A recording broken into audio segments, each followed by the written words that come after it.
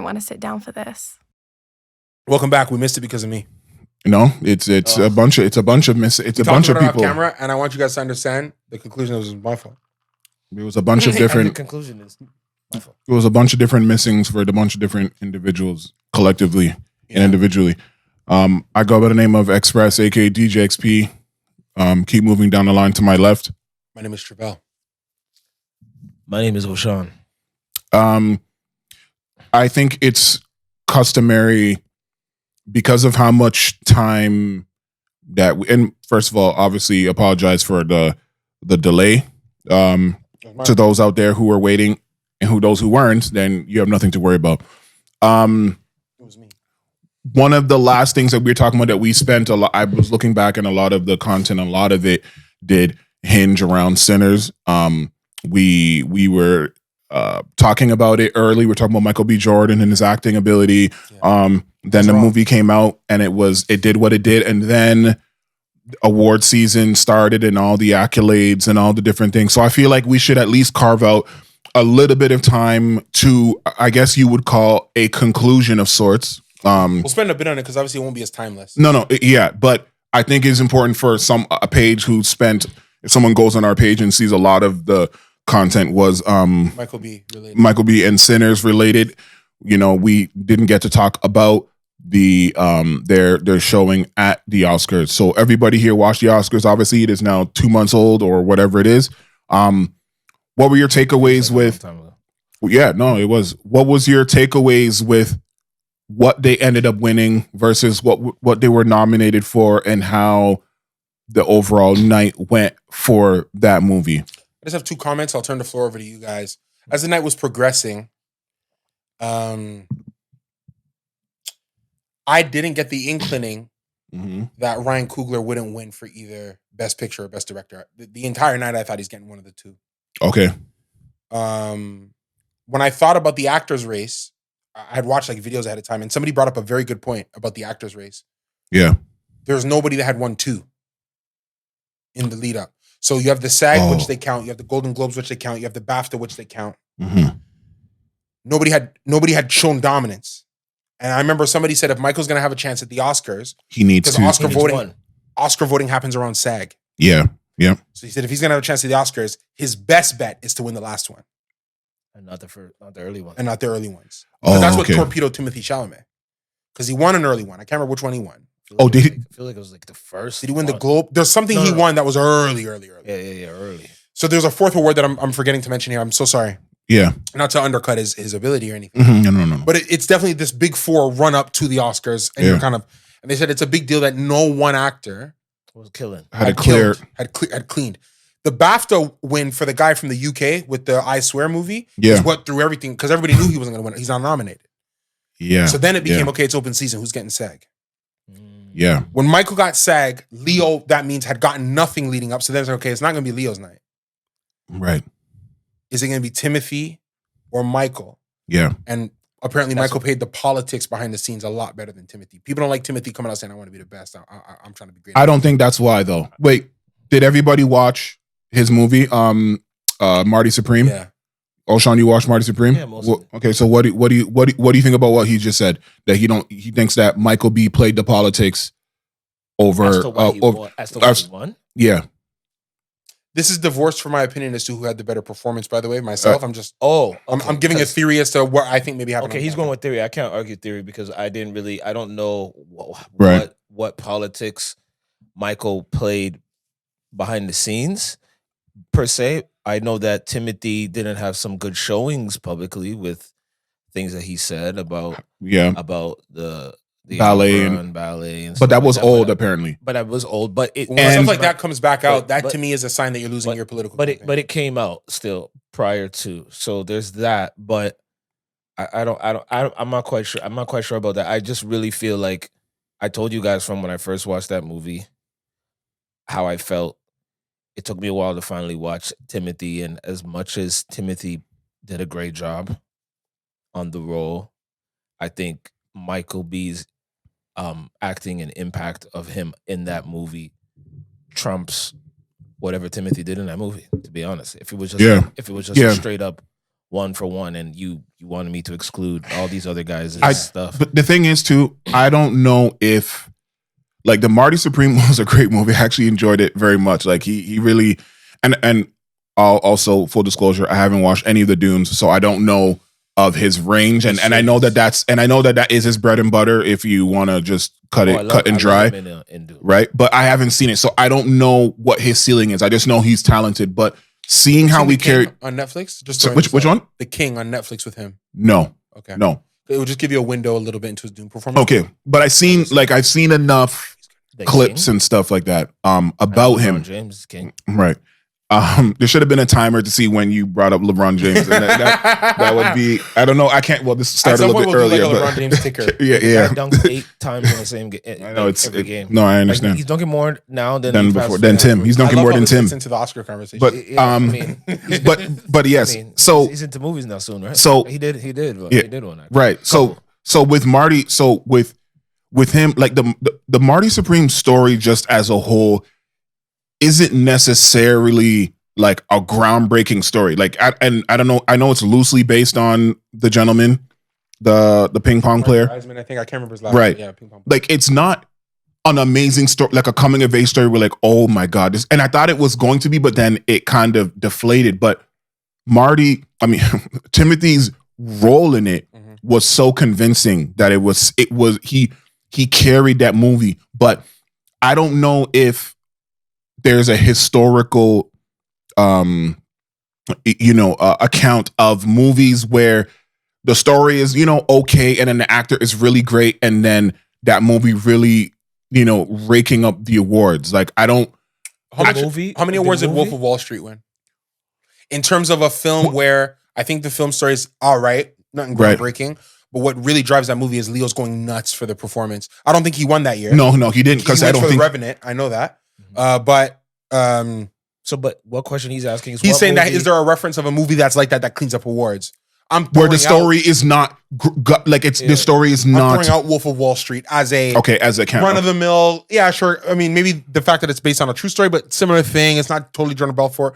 But what carries Wolf of Wall Street is Leo's going nuts. Absolutely, no, and but the subject matter, I think, about the market, I think, is compelling no matter what. Like, I don't know about how compelling ping pong is in terms of, generally speaking, and how even though it's not really about ping pong, and I get that, but the everything that it was about wasn't like a groundbreaking story that people hadn't seen before, versus like a One Battle After Another or a Sinners, because those two movies, there hasn't really been anything in those fields that have executed on the storyline wise. Because say what you want about One Battle After Another, that was a great story, like and a timely story in terms of what it's talking about and how they conveyed it. Now, I had a conversation with my sister about One Battle After Another. Great movie, I like it. Yeah, my sister had a serious problem, which when I first saw it, I didn't have a. You told us. So she's like, she's from the Tiana Taylor portrayal. She's like, what's his name? Because a black woman and being what's the man's name? Hypersexualization. She goes, what is all this for? What is this meaning? And I said, well,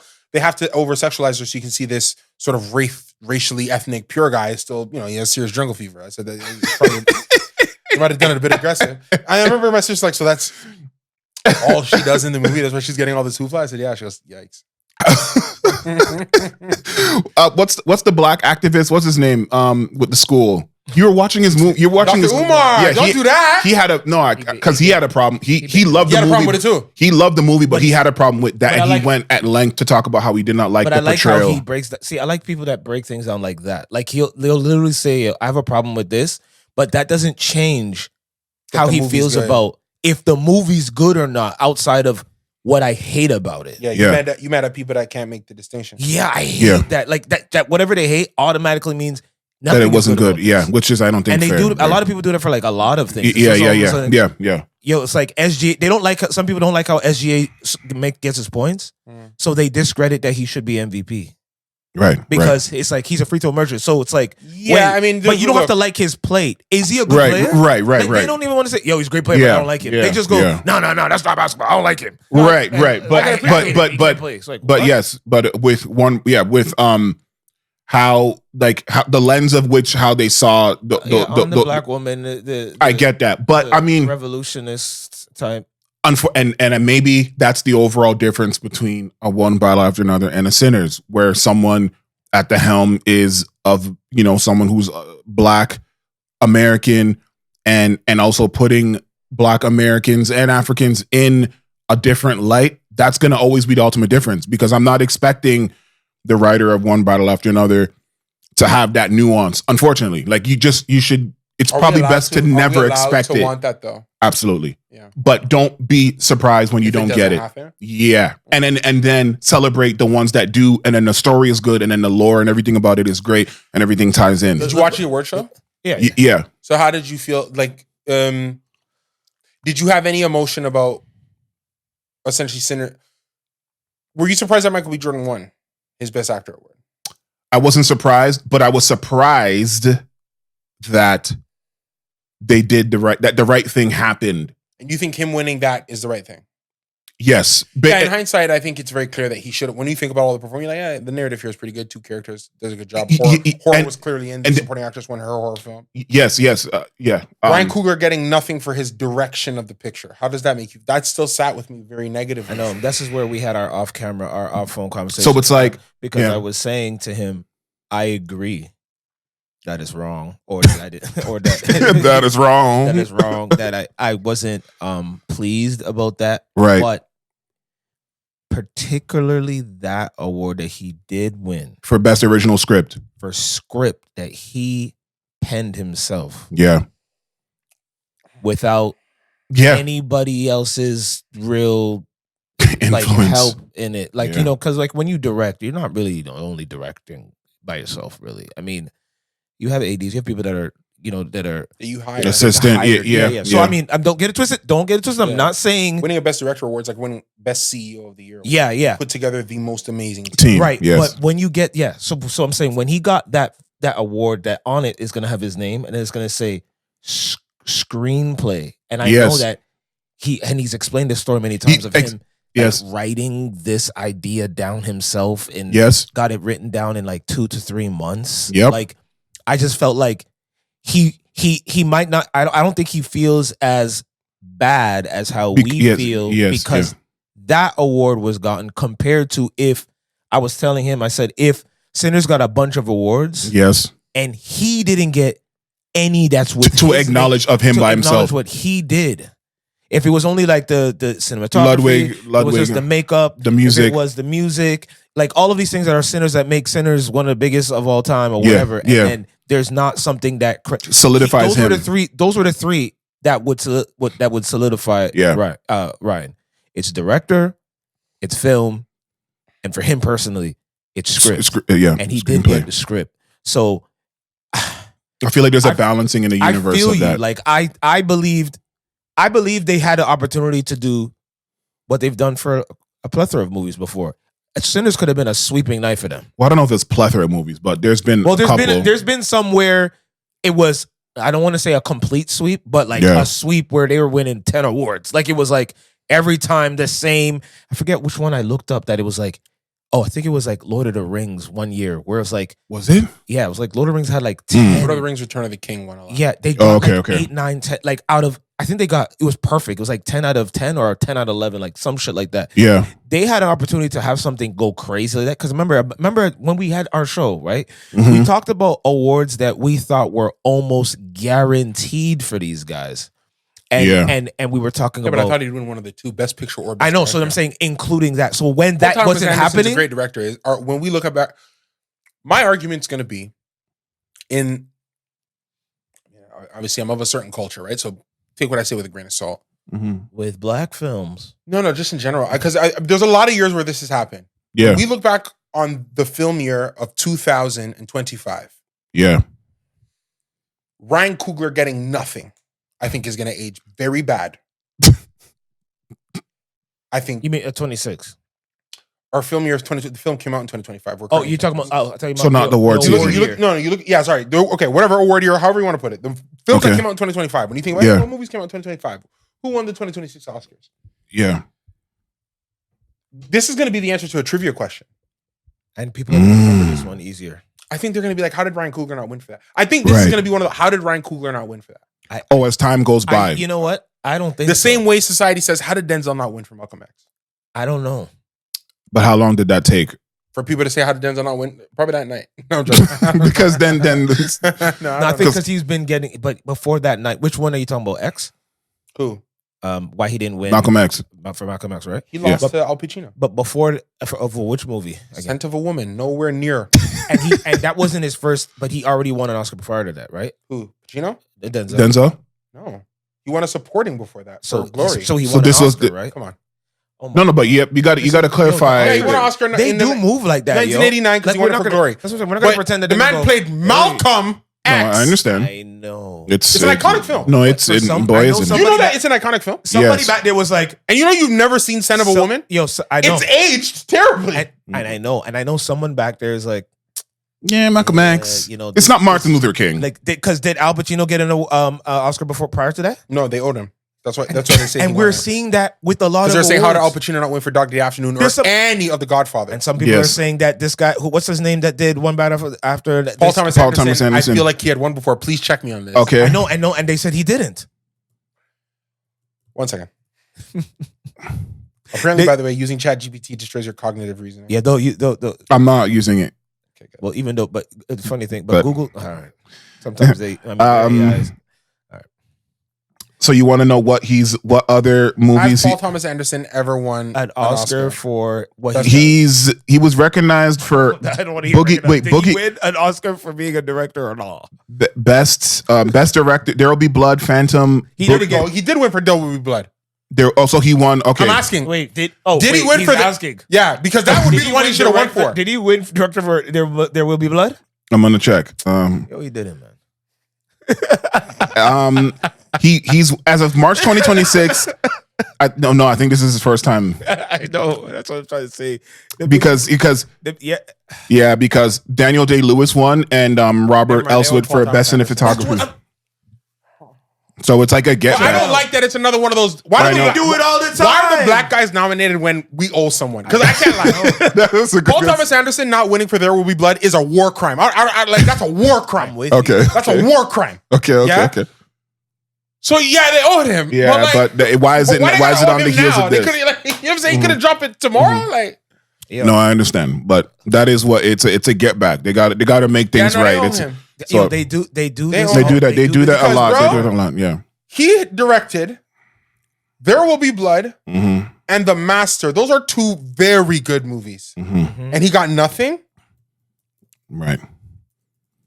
Yeah, they Yeah. did owe So him. it's All right. it's so that's unfortunately how it I'm goes. happy we did this. I feel better. Yeah. I'm saying. It's the politics of film. It's Wait, you're saying what you're saying, but it's also it's not just white to black. It's just whenever they feel like I gotta owe somebody.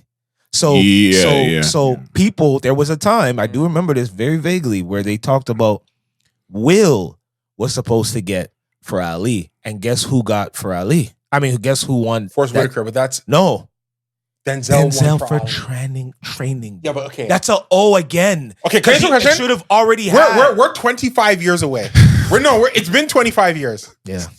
I felt that way on the night because I love Ali. To this day, I love Ali. Oh, I but you- love oh, this. Saying okay. he's still one When of I Will's think of greatest Muhammad Ali, performances. I think of Will Smith. No, I know. Even when I Yes. see old, Yeah. you know what I'm saying? you can't see it, but there's a Ali. But Denzel killed it, B. No. We That's know, not what So but I don't think it's an O where like But it was an O. That's what my point is. That did was Denzel because that they was owed him like or Denzel won because that was a crazy transformative It's like performance this. where nobody I had seen know. him like that it's before. no, it's like this. They both killed. This should go to Will. The movie, The Will, Denzel. This is different. We owe him. Give him. Boom. That's what it is. So you think it's one of those where they're neck and neck. If Denzel was a little bit less, Okay, so is it the in his situation where energy, the, he it's would've like, you lost. know, so in college when I played football, the coach would always say the tie goes to the person upperclassmen. and there you go. Right? So it's like 100%. So, you're a yes, rookie yes, and you show tenure. out, 100%. Whoever has more because if tenure. it's close, I'm getting the guy who's Because been here. Ali, just like So is it the same Malcolm, thing? The tie went just to the like upper Malcolm X is one of, they consider Ali another one of the greater I think it's one of the greatest. biopics, Another Muslim. biopics, great. however you guys call it, ever. So Yeah. then what do you think happened? It's because it was, I owe him. And Yeah. they go back and owe him. So when you say, are people going to remember Sinners? How they got whatever? Someone's going to go, Yeah. yo, how come Sinners in? And then someone's going to go, but remember that one battle after the next? thing never got one before. Yeah. And then the politicalness of one battle after next. Yes, because of the timeliness. Because a lot of people said this. Going up to the Oscars, people were saying, "Yo, if it's not Sinners, then it must be a one battle after." Yeah, it was a very close not battle. Getting anything for The Godfather Part 2. Yeah, he lost to Robert De Niro. And what movie was that? Godfather. He was in Godfather.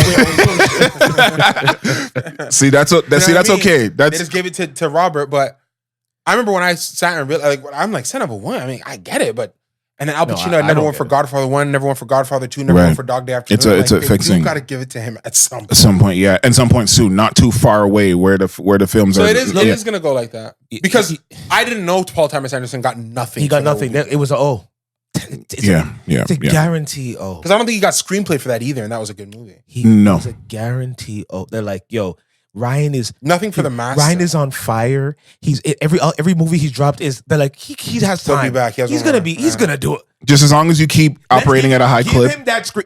We can't deny what he wrote. I just hope he has a year like Christopher had, because when Christopher came out with Oppenheimer. Yeah, I think I even called that. I said he's making this movie like he wants it. Yes. Just forget it. I'm not letting him take it ever again. This is why Marty wasn't gonna get it. Okay. And or at least the odds of it's low. Mm-hmm. Moonlight, The Shape of Water, Green Book, Parasite, Nomadland, Coda, Everything, Everywhere, All at Once, Oppenheimer, Anora, One Battle After Another. Those are all the best picture winners. Best picture film winners, and a lot of because you asked the question, you said which. Was there a movie that was like where it's split? Does best director and best picture always have they been locked in like for that almost? I didn't check right this second, but we checked the other day, and almost all of them were director and picture go together. Almost all of them were. There was like very few that was like whoa. So the odds is it's like the Grammy conversation. Once he won, we knew it was over. Yeah, exactly. Well, I'm proud of Michael B. I'm happy his price has gone up. Price has gone up. Sixth. Imagine this, guys. The sixth Black actor ever. We're in 2026. It's the Oscars is 90-something years old. Is that leading actor? No, because oh my gosh, no. No, it's a leading actor. You sure? Sidney Poitier 1, Denzel Washington 2. Mm-hmm. Oh, I saw there was Jimmy Foxx, Will Smith for Forrest Whitaker. 5 for Last King of Scotland. And Halle Berry for Monsters Ball. And then so he makes number 7. Yeah. Ever. Crazy. Ever. Think about everyone that we've ever seen in anything ever. Yeah. Del Rey Lindo has no wins.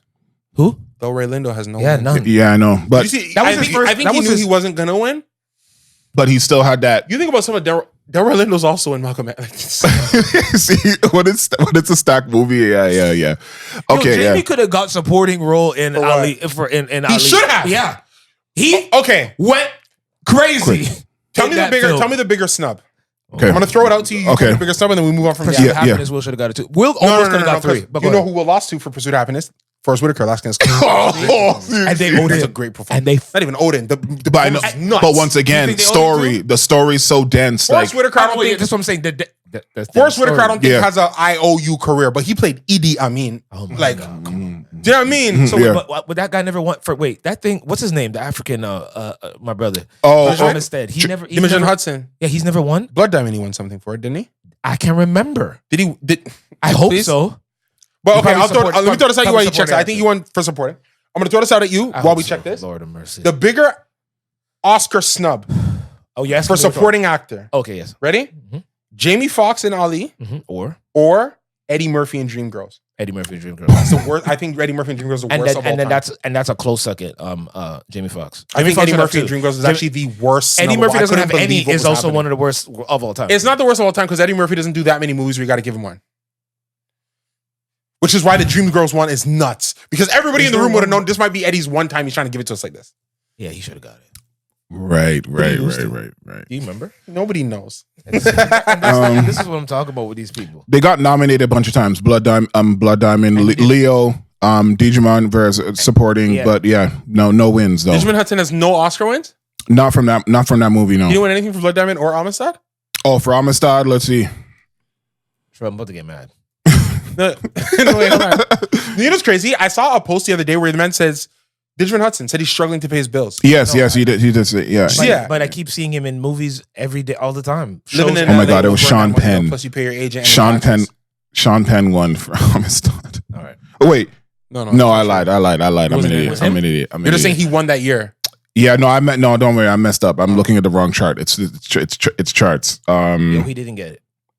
He didn't win anything for Amistad. Amistad did not win. No, nomination. Anthony Hopkins was nominated. Any award. It was for supporting role. Supporting role for Anthony Hopkins. Cinematography. It was nominated for. Score. Yeah. Nominated for, and design, and it didn't win nothing. I don't know if people have seen Amistad, right? They're dumb. I remember I was young. I was like, I don't remember. Yeah, I watched. Bro, and when the man says free, bro, I almost tear up and raises his hand. Free, like, oh my God, the movie's incredible. Yeah, the movie's absolutely incredible. Yeah, it is. Okay. Wow. Yeah. He didn't even get nominated. I know because, but see, and this is why they don't owe him. Right. He didn't win anything for Blood Diamond. He just checked. He said no. Who won that year? Did we know who won that year? Because, I think the greatest moment of acting I've ever seen in my life is Dia. What are you doing? Yombe, look at me. Look at me. I know they made you do bad things, but you're not a bad boy. Oh my God. And he doesn't win for that? Bro, do you remember when he's in jail and the guy says, I know you have the diamond, Solomon Van, and he gets taken. Where is the diamond? I have lost my family. You have taken everything. Everything, yeah. Where is the diamond? And he didn't win for that? With his eyes bulging up. Bro! It did not win a single Oscar. Blood Diamond? Didn't win a single. You know what it is? It's because they knew they had the conflict diamonds on their person. Leo was nominated for Best Actor. I knew he lost. He lost to Forrest Whitaker that year. Yeah. Best Supporting, obviously my guy. He didn't get it. Who won? Alan Arkin from Little Miss Sunshine beat Digimon. What the hell is that? Alan Arkin, Little Miss Sunshine, whatever. And then Best Picture was Departed. Which is okay. Yeah, that's okay. Alan Arkin wins. But wait. No, this is not okay. I'm looking down the Yeah, he's okay. Yo, Blood Diamond Alan wasn't Arkin. even nominated for Best Film, though. Oh, so then, okay. So then if you're not even... not 10? Oh, yes. It was... What were the 5 nominations? Let me go check. Wait, hold on. Okay, quickly. Okay, and then we'll move on. Sorry, guys. 2 film buffs. We take up an hour. 2006. Yeah. It wasn't nominated. Yo, what is happening? Yeah, it's crazy. This is ridiculous. Feel this, Danny. That's red dirt. You're gonna die in this continent. Yo, what the flying? Wait, hold on. Wait. What are you looking? No, not Best Animated. You. I want to see what was nominated for Best Picture in the year 2000. Is it 2006? Yeah. Or 2007? No, 2006. Okay. Best film. Well, while you look that up, make sure you guys subscribe to the channel, like the posts, comment, and share 1000%. We really appreciate that. It helps us a great deal. It does. More than y'all could ever imagine for people. No, they can imagine. Well, we gotta let. We're trying to get into the algorithm so somebody could come try and invest in us for special interest, so we can become shills for this. Best Picture. It's all a joke. Best Picture 2026 nominees are Munich. Good movie. Lost. Yes. It lost.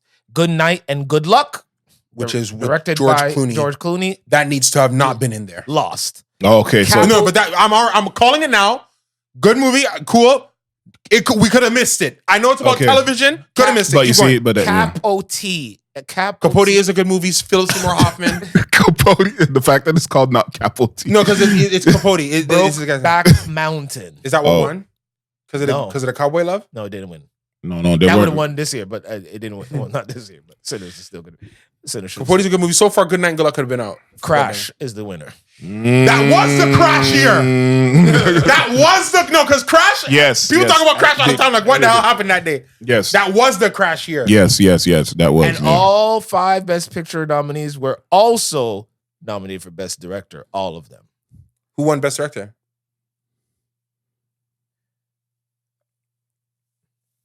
Wow. I will say, I think it's Crash too, but with the Crash double up thing. Was that the Crash year? I will say this. Yeah. About the whole thing.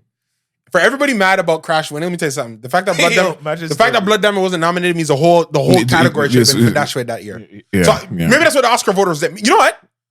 It's been years, 20 years. I can say it now. Oh, wow. Crash won because they didn't have, because people were looking for Blood Diamond and said, well, yes. looks like it doesn't matter. This was one of the randoms. You know what? Because of this, Ryan Coogler definitely should have won. Okay, then found the year where show me it why. I found an anomaly. Oh, here it is. The anomaly. Best director was Brokeback Mountain. was Brokeback Mountain. Yeah. And didn't win Best Picture. So that was their way of appeasing that without giving it completely. Crash. Yo, giving it to Crash and then giving the director to Brokeback. Wow, what a time! Wow. Because they're thinking that's one of the few. You directed a great gay movie, but the movie wasn't great enough in the gay section. So hence why when we talk about, that's when we're like, so how couldn't Ryan win Best Director and you guys still give Best Film to one battle after another? And that's when we were watching, that was the one that I was stunned at. I won't lie. Okay, so that was your one stunner. That was when I was like, when he won for Best Director, until I found out that he never won before. Obviously, yeah. If I knew that going in, I would have felt way different. But I didn't know. I would have thought they gotta give it. But to then him. I said, but then after I'm like, okay, so give him Best Director. Sinners is the better movie, guys. Give Sinners the movie and give this guy what you guys owe him, the Best Director. He didn't need to have both. You guys just showed me you don't need to have both. Yeah. You just showed us. Yeah. It's, that's. And you come on. How do we feel about the not to transition too aggressively? I just keep an eye on the time. Go ahead. But I want before you say what you said. Do you want to stay? Because is this going to be a film relate or TV show? It's music. Okay, because when we go music, let's stay in music. So what I wanted to say was, come. What's your last TV thing? The TV thing, because you guys made me go and watch it, is obviously Paradise. He did it. I ingested. Did you finish season 2? 1000%. So awesome. Let's give it a little. Let's give it a little bit of go. I'm looking at the clock. We'll give it 10 minutes. 10 minutes there. How do you feel? Okay. Oh my God. Wait. How does it feel? Okay, when you're watching season 1, right? Yes. Yeah. When we talked, you hadn't seen anything yet. No.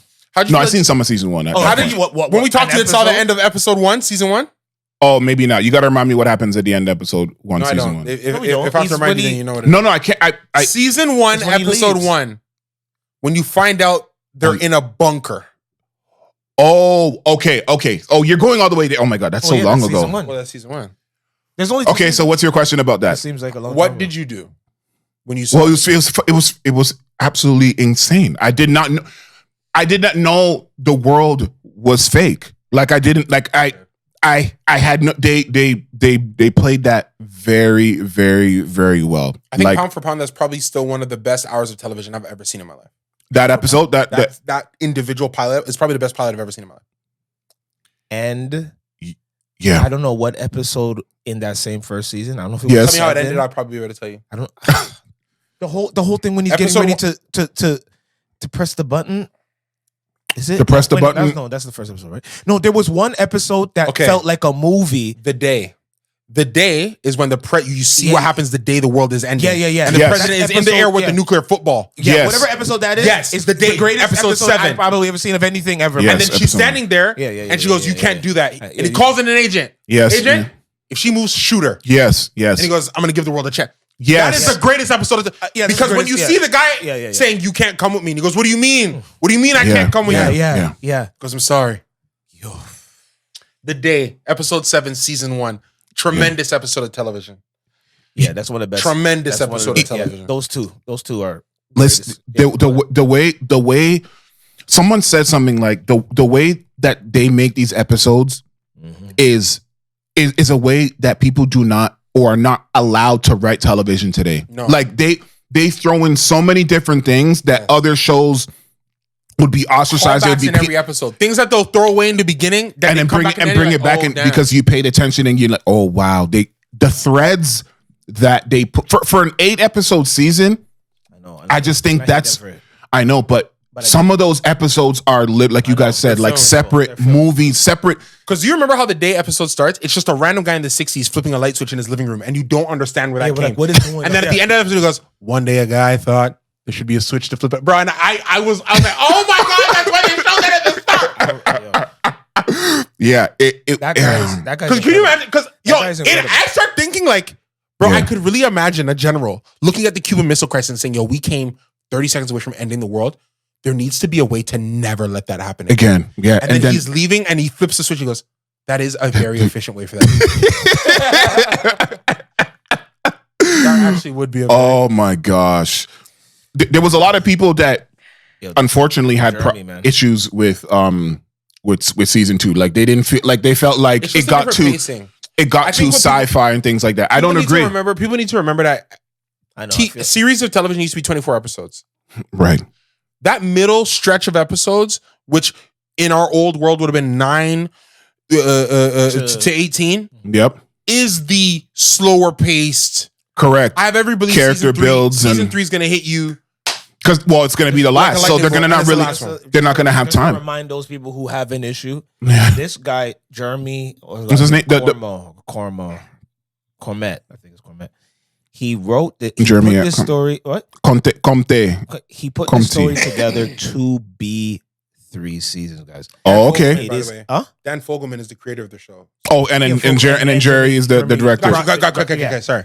But they together came up. Yes. It is It's 3 seasons. They know they know how it ends. They By know the way, how it guys. is. So whatever you don't like in the middle, they put it there on purpose. On purpose. For what they're doing at the end. I So it's understood not- what they were doing. I wasn't. Yeah, I will wasn't- agree. yeah, me either. Season 1 is faster paced. I will give anybody 100%. that. But it's not like I wasn't on board with what season 2 was doing. Right. I hate when The people- only sloppy ending episode I would be was the episode where he found his wife again when he threw the bomb and she just appears and the episode ends. That was a cliffhanger that kind of bothered me. Wait. The cliffhanger being that he just sees his wife and then it And ends. then it ends, yeah. Because you don't know like in what like if he's That one was the sloppy one to me. But episode 1, I think. Oh yeah. episode 1 of season 2, where it's just other characters Okay, I in promise their you- own film. Yeah, but that's what I'm saying. Music, art is so goddamn subjective, Travell. Because Did you not like it? 50%. I loved episode 1. No, I fucking loved it. I But loved I episode know 1. 50% of people that fucking despised Are it. you serious? Despised it. And you know, the funny thing is, you know what I hate about it? They're like, we don't know any of these people. That's what they're mad about. And this is That's what I'm not- that's talking. not And this fair. is what I'm talking about when I talk about anything. So hold on. You hate it because you don't know none of the forget that. Do you enjoy the story that's happening? What you're seeing in front of you, is it good or is it because you just don't know these people? They didn't They're enjoy like, the episode. People like literally That's one of the better episodes of the season. critiques to have me. been they don't know these people. They're not invested in none of these characters. We're the main people. No, we Nobody's needed not that. there from the first episode. You absolutely because then the last episode doesn't make sense. The last episode wouldn't make sense, but I'll tell you what episode would be really hard to because If you this don't have episode this. crushed me. If you don't have this, Episode 4. Do you remember episode 4? you can't say numbers. I don't know numbers. Well, I don't know people's names. but I'm Episode gonna 4. I'm gonna spoilers by the way for Paradise season 2. a holy charge. Episode 4 is when she gives birth Oh, okay. Okay. Yes. and Oh, she yes. dies. Yes. Yeah. Bro, I was actually crying. No, me too. Yeah. And she's I looking did, and yes. she's like, Xavier, this is your holy charge. After in the Yes. early Yes, episode, he goes, you know, my wife said, and yo, shut up, Sterling. Wait. Sterling, man, he a fucking good crier. But yo, remember when? And he's holding her in the light. Yo, remember when the horse, bro? He goes, how do I get it to move? And it's just leaning. Yo, Yeah. the Yes, horse at their was gravesite. not go until she was buried, and the horse acknowledged its death. And horses, if you know horses, They're very in tune, emotional yes, in and- tune with so when the horse understood, then it said, "Okay, Let's go. Sterling, It's over now. you can Let's do it. We can transfer ownership. Absolutely crushed. That crushed me, man. That The was- episode, that- and the reason why the episode crushed me is because when I saw what they did with her season in episode 1, I'm like, there's you no way guys she's hated. gone. Yeah. Yeah. Yes. So yes. when they're trying to pull it, she goes, stop, and she goes, I knew this would happen. I wrote you something. Yeah. Get away. It's Anybody who doesn't like it, you don't understand setup. And yeah. you can see, yo, this guy, he's all of us. Oh no, what's the just us? What's the Sterling. This is us. This is us. That's them doing this. Yeah, Dan Fogelman. I don't. Dan Fogelman. Oh, he you brought don't him see- from that. Okay. Yeah. That's Okay. done. Okay. Dan Okay. Fogelman called him, gave him the whole season, and said, "Yo, are you done?" He goes, "I'm with it." Did you hear that? I watched all. Did you watch all those? The podcast. Yeah. Did you see the one with his wife recently? I watched all of them. Where did you see the one with his like the snippet of the She does latest podcast? But No, but yes, the one where she's interviewed, where she's talking with him. Yeah. About- but she does interview. No, him I for understand, many of but them. has she? Oh, Yeah, I thought it was She's the other host of people. the podcast. She's the host, Right, of the but I podcast. didn't know that she interviewed him on other Yeah. episodes. Oh yeah, plenty of times. Okay, That's what that fun part with the whole, about when he talked about the girl with the girl, right? his therapist and what have you. And they're saying that he should have told her right away that they freaking slept together right in that instant, or what they He kissed her a little bit, and they had a whatever. So he could be naked, so she could talk to him. She didn't sleep. He kissed her. Okay, I thought you were dead. in the shower. Naked. I'm trying to think. Have I ever kissed a girl naked and never beat? Wait, no. Naked and never beat. Wait. Naked? I've literally been naked in the shower with a girl we kissed and we never said. But have you had sex with her, period? No. You kissed a girl naked and then put back on your clothes, and then where did you go? Stop. I was being a gentleman. Why? If you're You can't be a gentleman naked. She came into the shower with me. Oh my God. Then why'd you kiss her? That's not gentleman-like. You say, excuse me, get back out.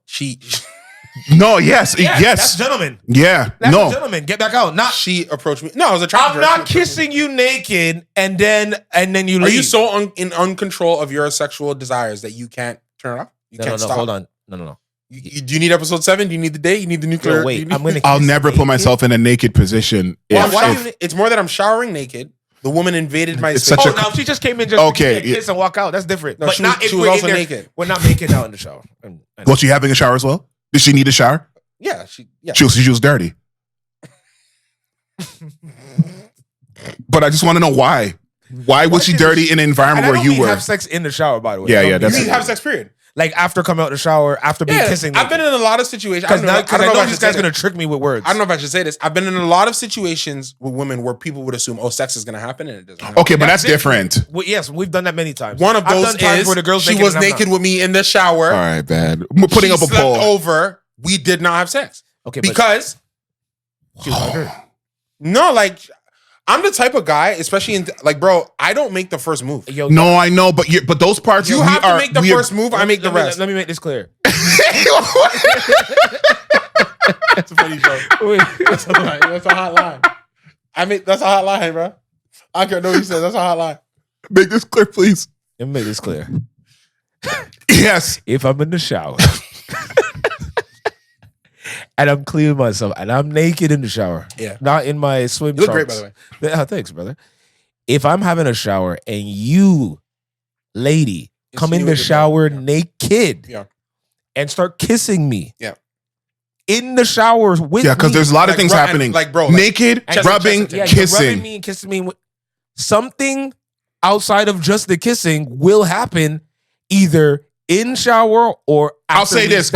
See, you're capping because if she never gives the opening, you're not gonna take Travell, it. hold on. Hold on. Let me make this very. Hold on. Let me tell you something. I've been in situations where I didn't know that it was a go, and I was told later it was a go. Yeah. On every. Hold on. And also, can I point out? I didn't do anything. On everything I love. This girl clowned me to her friends. I'm be like, yo, can you believe this man never actually? I was right there. Travell, on every. No, you gotta come. Travell, on everything I love. You being naked and her going in the shower is the green light. Yeah. I'm just gonna say that. Yes, it is. Ladies and gentlemen, not in 2026. We'll take a poll. Did that happen in 2026? Bro, you invaded my privacy. Look at him. No, it didn't even happen. It happened post-COVID though. That doesn't. Not since 2020. No. What you're saying is not allowed since 2020. Oh, wait. Women have the right to choose. Her being up in the shower with me naked is not a guarantee that anything's about to go down. Yes, I've never copped into that ever. If you're making out with me, that don't mean nothing. Grabbing me up, that doesn't mean anything. So you're saying sex me? That doesn't mean sex is on the table, and you know that. I don't know why you're talking like this. Yo. A girl can come into the sexual stuff. A girl can come into the shower. A girl can come into the shower. You just said that sex is not on the table. Tell me when you guys are done. Wait, what does on the table mean? Because I have a different meaning. A girl could have just wanted the energy of, I just want to feel you skin to skin. I want to kiss on you, but I'm not really ready to let you inside me yet. That's a very first statement. Okay, so would she be wrong thinking that that's what she wants? And then when you answer that, we're moving on because that is the point. That is actually the quintessential point of the entire thing. That is the question. And if you can answer that honestly, we're going to move on. I'm Scott Pelly. This is 60 Minutes. Go ahead. Okay. Can I just say one more thing? Of course you can. A girl has been in my bed naked. That's different. And me not sexual. That's different. That's fine. I could do that. That's different. Okay. That's different. That definitely happened. Okay. I have a lot of girls that come in, I just want to cuddle, and then the clothes are coming off in beer tin. Wait, I've had a girl be naked in the bed, come over to me, kiss me. Yep. That doesn't mean it's sex either. Exactly. Girl press up on me naked. Yes. On me. And I'm I like, don't think that's sex either. Yes. There's something about the shower. You just, I'm alone. Yeah. And you invade. Because why you in my space? That's an invasion of privacy. Doing all this shit, grabbing me up. No, I don't think. Answer your question. We're gonna do this as a poll. We're gonna ask this as a poll. We're in the rated R portion of the show. Wait, I think it's on the table. Has a woman ever been touching on you, but she didn't really want to have sex with you? She been touching on you. Yes. Yeah, of course. So then that's my point. There is but I'm naked, there is no sacred place. If she could touch your manhood and you still have the wherewithal to be like, it's not really that. Hold on. A girl, if my pants is on. Hold on. Check me out. Look. Yo, check me out is fucking nuts. By the way. Hey, yo, pause, dog. Check me out. Opening the legs and saying, check me out. Check me out is crazy. Fuck it. Pause. Listen. Yeah. if my pants is on and a shorty is trying to put her hands inside pants, rubbing you down, but that is different because that is different. It's different. You ever been? That's different. You ever been in the ocean? You ever been in the ocean, Caribbean island? What you're trying to do? You ever been in the ocean, Caribbean island? No. You know what I'm saying? Y'all go messing with you I haven't been by in the shorts and everything. everything. In the ocean. Okay. Yo, all I said was sex is on the table. He's thinking it as not on the table. It's on the table. Sex is only on the table if a woman says, "Yeah, that's what we're doing." No, that means it's past the table now. On the table means what does on the table mean to you? That's what I just tried to say earlier. Yeah, we might need to define it. On the table means sex on the table means it's one of the available options for what's that happening. You've presented a situation that sex can be in play. Get ready for the potentiality. And like I said, a woman has to make the first move, and then that's the first. The first move is coming into the shower and touching you and kissing you. Yo, just let you know. And you can ask that girl as well, and she will. No, I got conned for it. She definitely went to her friends. Like, I don't know why you never did that. If I'm in the shower and you knock on the door and you come inside, I'm like, "What are you doing?" Having a shower. She goes, "I'm coming to join you." And then she takes off her clothes. Yeah, and it's hard to get into. I'll have to get into this like off mic. There was a lot that the girl was saying about. I'm so tired of leading with sex and relate. Like there was a stuff. Don't come in the shower with me naked. No, I agree with you. But you know what? If she said all that, I would have left the shower when she got in. No, I'm out. No, like move. I'm like, don't touch me. I'm actually done having. I'm not trying to lead with sex. I'm tired of dudes just using me for that. Blah blah blah blah blah. So don't come. So when she puts all that, let's go to dinner. When she put all that, on the boulevard while you were in the shower, then she's now in the shower. I'm like, okay, well, I'm not gonna just be fulfilling a stereotype here. I'm gonna hold my composure. No, Travell, you should leave. I wasn't done showering. Oh my god, you could have gone back. You're like, excuse me. Yo, sometimes you gotta put girls in their place. Excuse me. Let me finish cleaning. Thanks. Like, what the fuck are we doing? Like, what's going on? Yo, I'm still having a shower. I'm coming in here. Oh, okay. All right. Like, what the hell are we doing, man? Yeah. That shit touching you up when it's unwanted. Right. It's a long time. I was younger. No, I know. That's right. Yo, don't touch me unless you want business. Yo, real shit. Yeah. I'll be honest. No, for real. Don't touch me unless you want business. Like in the shower. Yes. Don't come touch me. Yo, what about the shower makes it this? Like, because I'm naked, vulnerable, cleaning myself, and you're touching me. That's not what we're here for. So you're obviously here for something else. Yeah. Because I'm here to clean. You're coming for something else. If I go to bed, is there any like you have you ever been with a lady that you're with? Jesus. No, that you're with regularly. Okay. And you guys are in the shower together, but you don't beat? Why does he keep changing the story? She's in a relationship with the person in that scenario that you're describing. I'm changing the story. No, I'm asking a different question. I put the pin in what you said. So that's over. Done. So this is a brand new story. Now I'm investigating the shower as a sacred place as you came it is. Okay, boom. So I'm asking if you've ever been in the shower with the woman you have regular interactions with. Okay. And she's in the shower touching you, but you guys don't beat. Oh wait, you see how like let people continue because they always add more detail that they didn't say earlier. So to the earlier question, I say no. To this one, I say yes because you added more the context to it. You're adding more. Yep. There you go. Yo, that's that. Hook sinker. Right.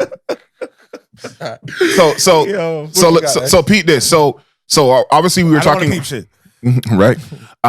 We're talking about Paradise, a great show. I want to right. I want to pivot to music. There was a lot of music, especially since the last episode. There's been a lot of music that has come out, and I know as artists, it's difficult to keep up. Oh, no, we did talk about it. We did. It's difficult to keep up with releases and stuff like that because I know that Lil Wayne jokes about it, says he doesn't listen to anything. Oh, we didn't talk or about whatever. Him going all over the place. That's what. Who? Cole. But go ahead. Right.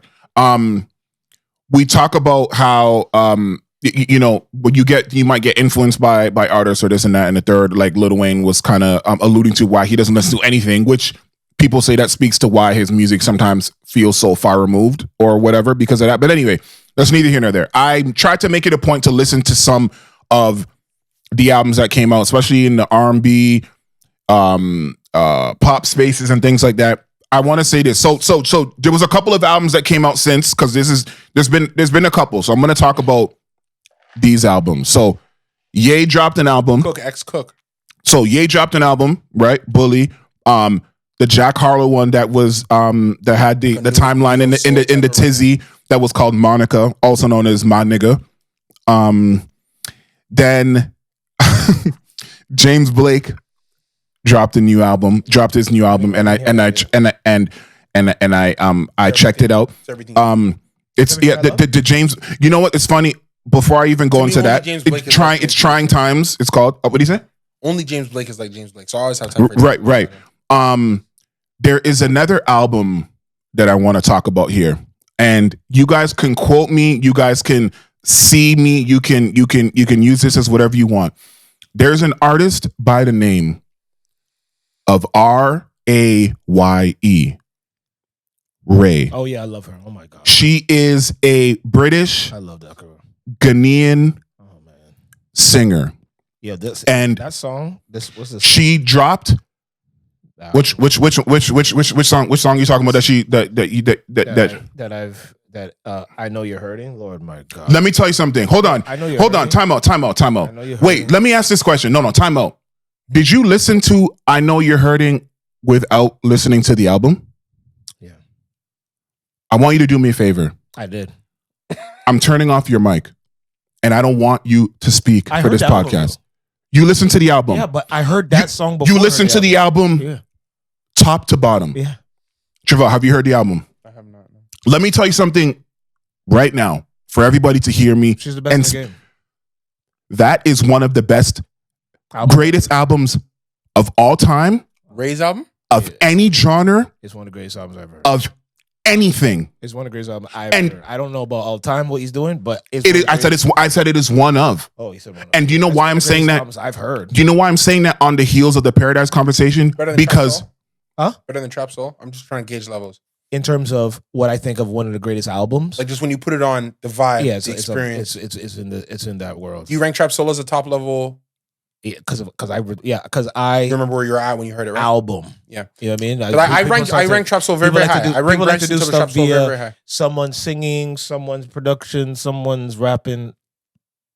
That album, what he's talking about is a fact. Okay. When I think of, because there's a lot of people that, and the thing about her story, it's so insane. I'm gonna try to get to it very quickly. But when I think about artists who are in position to make music and to be creative and to be themselves and to also tell a story and to also use the technology and things that are in front of them, sometimes I feel like people squander it. Like sometimes I feel like people have access to all these things. They have access to the greatest writers, musicians, studios. And sometimes I think they go in there and make absolute horseshit. Or worse yet, mediocre or safe or things that don't really do anything. One of the artists that do the opposite of that is Beyonce. And RAYE wrote for Beyonce. So she's already in that mind state. But this album, and that's why I asked you if you listen to it top to bottom without going to that song, because first of all, as someone who is a cinephile like you and that watches TV, watches movies, that is a director, I cried listening to some of this album. And do you know where I did? I'm telling you, I was on the GO train, and I was listening to this, and I'm like, every time I thought, I'm like, no. This is nothing's gonna surpass what I just heard in the continuity of the story of the strings. This girl had the London Symphony Orchestra. Yeah. She has a song here that is featuring and produced by Hans Zimmer. Yeah. Like there is a song on here where she brought Al Green to fucking sing on this album, and like real Al Green. She's signed to this budget. You're gonna love this one. She was signed to Polydor Records in 2014. And then she released an EP shortly thereafter.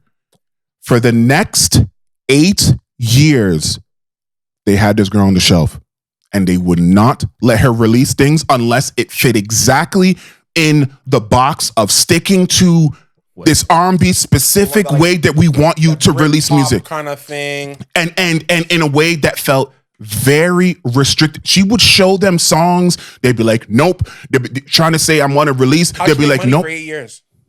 Well, she was writing, she was performing, she was still releasing things, but not in the way that she wanted to. That's how I found her, from her performing. Before I even You know what's so funny? Was like, this girl's right. You know what's so funny? The manager's playbook that you watch.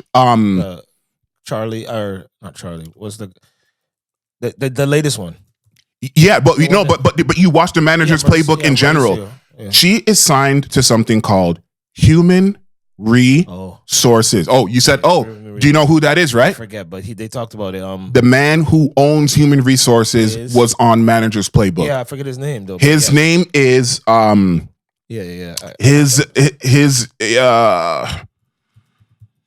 his resources owner is Jay Irving. You saw that name on manager's playbook. Yeah. I'm watching footage of this girl with all of these string arrangements and on this orchestra recording this record. She puts those in her music videos and stuff. All of them. If whatever the next Bond movie is or any of those things, if she's a Bond movie caliber-esque 1,000,000%. Yo, Britain's next big 10 of those songs star. could be one of them better. One of them. I've seen her before. I promise you. You've seen her perform. She's a very like square jawline. You've seen her perform. I promise you this. Let me tell you how good she is. She has a song called "Fin" at the end, where she's thanking every single person that worked on the album. She's just saying it over this score of the orchestra playing, and she's naming every single cello player, every single mix engineer, and this is it's 6 minutes long. It reminds you of when Kanye did that on Last Call. Yeah. And even the way on the Goodbye Henry song with Al Green, the way she was singing about her whatever, and then the way she introduced Al Green's name on it. Like it was, I can't even explain to you because I'm not even doing it. I'm not doing it a service because it was like to know that she's skyrocketed right now. She's number 42 on Spotify in the whole world. This girl that people never heard of before. She's number 40. Just doing crazy bits. Yeah, she's number 42 in the world. And any TikTok that's giving her a boost, or it's just authentic music. People just but she's good on TikTok, but so far nothing is. TikTok. She looked good. She always does content. Like she's present. She's very present. And that's yeah. That song, the Lifeboat song, but with the orchestra, like that, how it. She mixes so many genres on this thing too, but it's centered around that classic sound. But she found a way to like modernize it in a way that it was so genre bending. You know when I started listening to it, I was going crazy in the gym the other day, right? You were listening to it in the gym? No, but I was going crazy listening to other stuff going. Yeah. And then I'm like, oh yeah, let me start this album. What made you actually listen to it? Because I was gonna tell you, but I'm like, let me not. No, because I caught that song on somebody's. Oh my god, story. Yeah, and I'm like, saving that. What the fuck was that? Right? Or Shazam that, and I saved that, and I'm like, oh wait, that's Ray. Right, and then I'm like, whoa, my god, and I played it again. And anyway, I'm doing my last cardio. Yeah, and I started playing it, and Travell, I'm telling you right now, I was hype. I put this album on. I'm sweating. I don't know if it's tears or sweat. I don't know what's going on with me. I'm just like, bro. What is I just started thinking of too many things while I was on that damn incline step. Yeah, and music brings you to a place. I'm like, bro, this. But like, what's her problem? And that's that's what I tweeted her. I said, I'm like, what is your deal? Like, what? What's your issue, yo? No, because is it that serious? Because Trevor, the thing is, it's too serious. Man. People aren't making music like this, and I don't understand why. Like I don't understand. And I don't mean about the musicality because yes, the music is so real, bro. Like it's so real. A lot of it is about heartbreak and stuff like that, and relationship, but then it turns into something else. Yeah. Yo, there's a song on here called "The Lifeboat" where it's just a bunch of fucking people saying to not give up in your life. Like, and you start to think. First you think, oh no, this is just novel. It's just whatever. But then you start hearing more people in different accents, and you're like. And then it's a bumping beat, and you're like, "What the hell is going? Like, why am I feeling this shit? Like, this is." And do not play any of it, because if you're about to play it, I'm not playing anything. Okay, because even though since she's not on a major, it probably won't flag anyway. But I don't even want to do that. No, because let me tell you why I don't even want to do that, because it won't give him the context. Have a rest. Bro, it doesn't give you the. She talks about the people, and I'm sure all three of us can relate to this. The people that speak life into other people, and then they don't do it back to them. And you're the one who's always speaking positively to other people and saying these things to whatever. But then you can never. Well, maybe it's me when you guys say, "Oh, I never say a kind word about myself" or whatever. Yeah, that's what. But the thing is, you say kind words to other people, but you're not. But that's what she's talking about, and I'm like, oh my god! Look at the cover. It says, "This may contain hope." This music may contain hope is the name of the album. May contain, and this might contain coarse language or could contain drug abuse or drug use. This and people may said contain hope for you. And people said Polydor is beating their head into the wall right now because you lost someone who. This is what she was trying to do the whole time. If you don't know how to use what you have, you're never going to use it. If anything, they should be happy they let her out.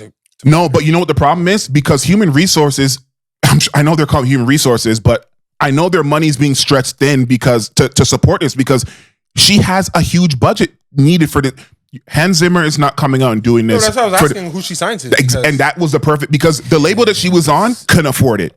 They can handle all that. So it's the irony is that she had to go outside of that and right now I think they said she sold 33,000 the first week, and the reason why is because all the physical sales of the stuff is not counting yet. They haven't been shipped out and all that stuff. So that's not, and I don't even care about that. I do not. Let me tell you right now. About that R&B, no, but they all care. They all, unfortunately they care. Not as much as hip hop, but go ahead. But they should not care because I promise you, she's going home. But this guy didn't believe us when he was. Hey, look at him. She's going home with multiple Grammys, and she's going home with the big Grammys, and I'm saying that right now. It's a single. As long as it's the Where's My Husband. The record that's going to carry this. Hopefully, I don't know. I don't know. But I'll tell you, and that's a good problem to have. But Where's My Husband came out before, so it's out. And people didn't really love that song. But in context of the album, it makes fucking perfect sense of where it comes and how it's sequenced. Let me tell you, just one of these get on one of those movies, it's out of here. So but a movie or like the end of a show or like that's what I'm saying. One of these movies it needs to because it's early right now. You know this. It's like they say what a movie in its box office. It needs legs. What's gonna give it the legs? If it gets on one of those movies, and I'm telling you, it's gonna get on one of those movies. You know what gives it legs? Oh well, the Hans Zimmer one is gonna get placed. But what gives it legs is that he's automatically putting in something. It's an album listen. This is a complete album listen. Remember you got to go on your what do you call it? Your campaign. Of course, she has to do the back end stuff properly. You gotta that's what I'm saying. The album has to make money because then it's she needs the money to do that. Like those campaigns aren't cheap. It's gift bags, it's travel, and her shows are gonna have the orchestra. She's performing here actually soon, but the tickets are expensive. But I know why. You know why? She's having an orchestra. Like that, you gotta pay. That actually makes sense. Like, does she have a fan base for an expensive ticket though? Where's she performing? It's for here because she's from UK, but for over here it's a smaller venue. It's like a 2,000 seater. Is it Coca-Cola Coliseum? Maybe. So it's more. So it's 10,000. Yeah. So I'm not sure. I'll have to. Someone would have to check. Like when Dave came over here, I think Dave did like Rebel or he did Coca-Cola Coliseum. That's I'm running the parallel. I don't know. Because 8. Yeah. Because Rebels 8K. No, Dave did He didn't even do. Did he do the outside one? Was it Budweiser stage drink? Like Which oh yeah, okay. Yeah, wait, no, I think you're right. Did he just do multiple days or Dave in Toronto venue.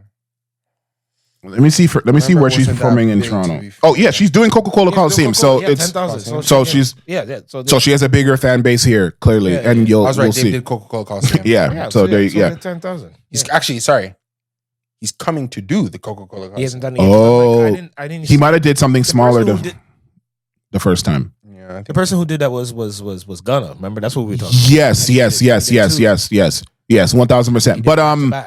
But I highly implore you, and I'm glad you actually said, because I was going to ask you, I'm like, let me not, because I don't know, I don't want to, because anything for an hour, it's a tall ask to ask anybody to devote an hour of time to something. But doesn't mean I sat there the entire 1 hour.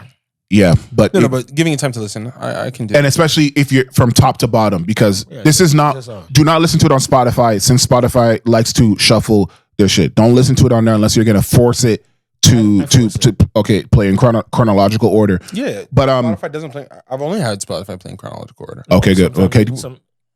Oh, maybe it's the free If I one. pick- Maybe it's the free tier or whatever. You have to, or you have people to. accidentally press the shuffle. Yes, because it's such a. the thing beside. But I will be hard pressed, and you know what's funny? Find a rapper. How No. I want to see who is gonna make an impact.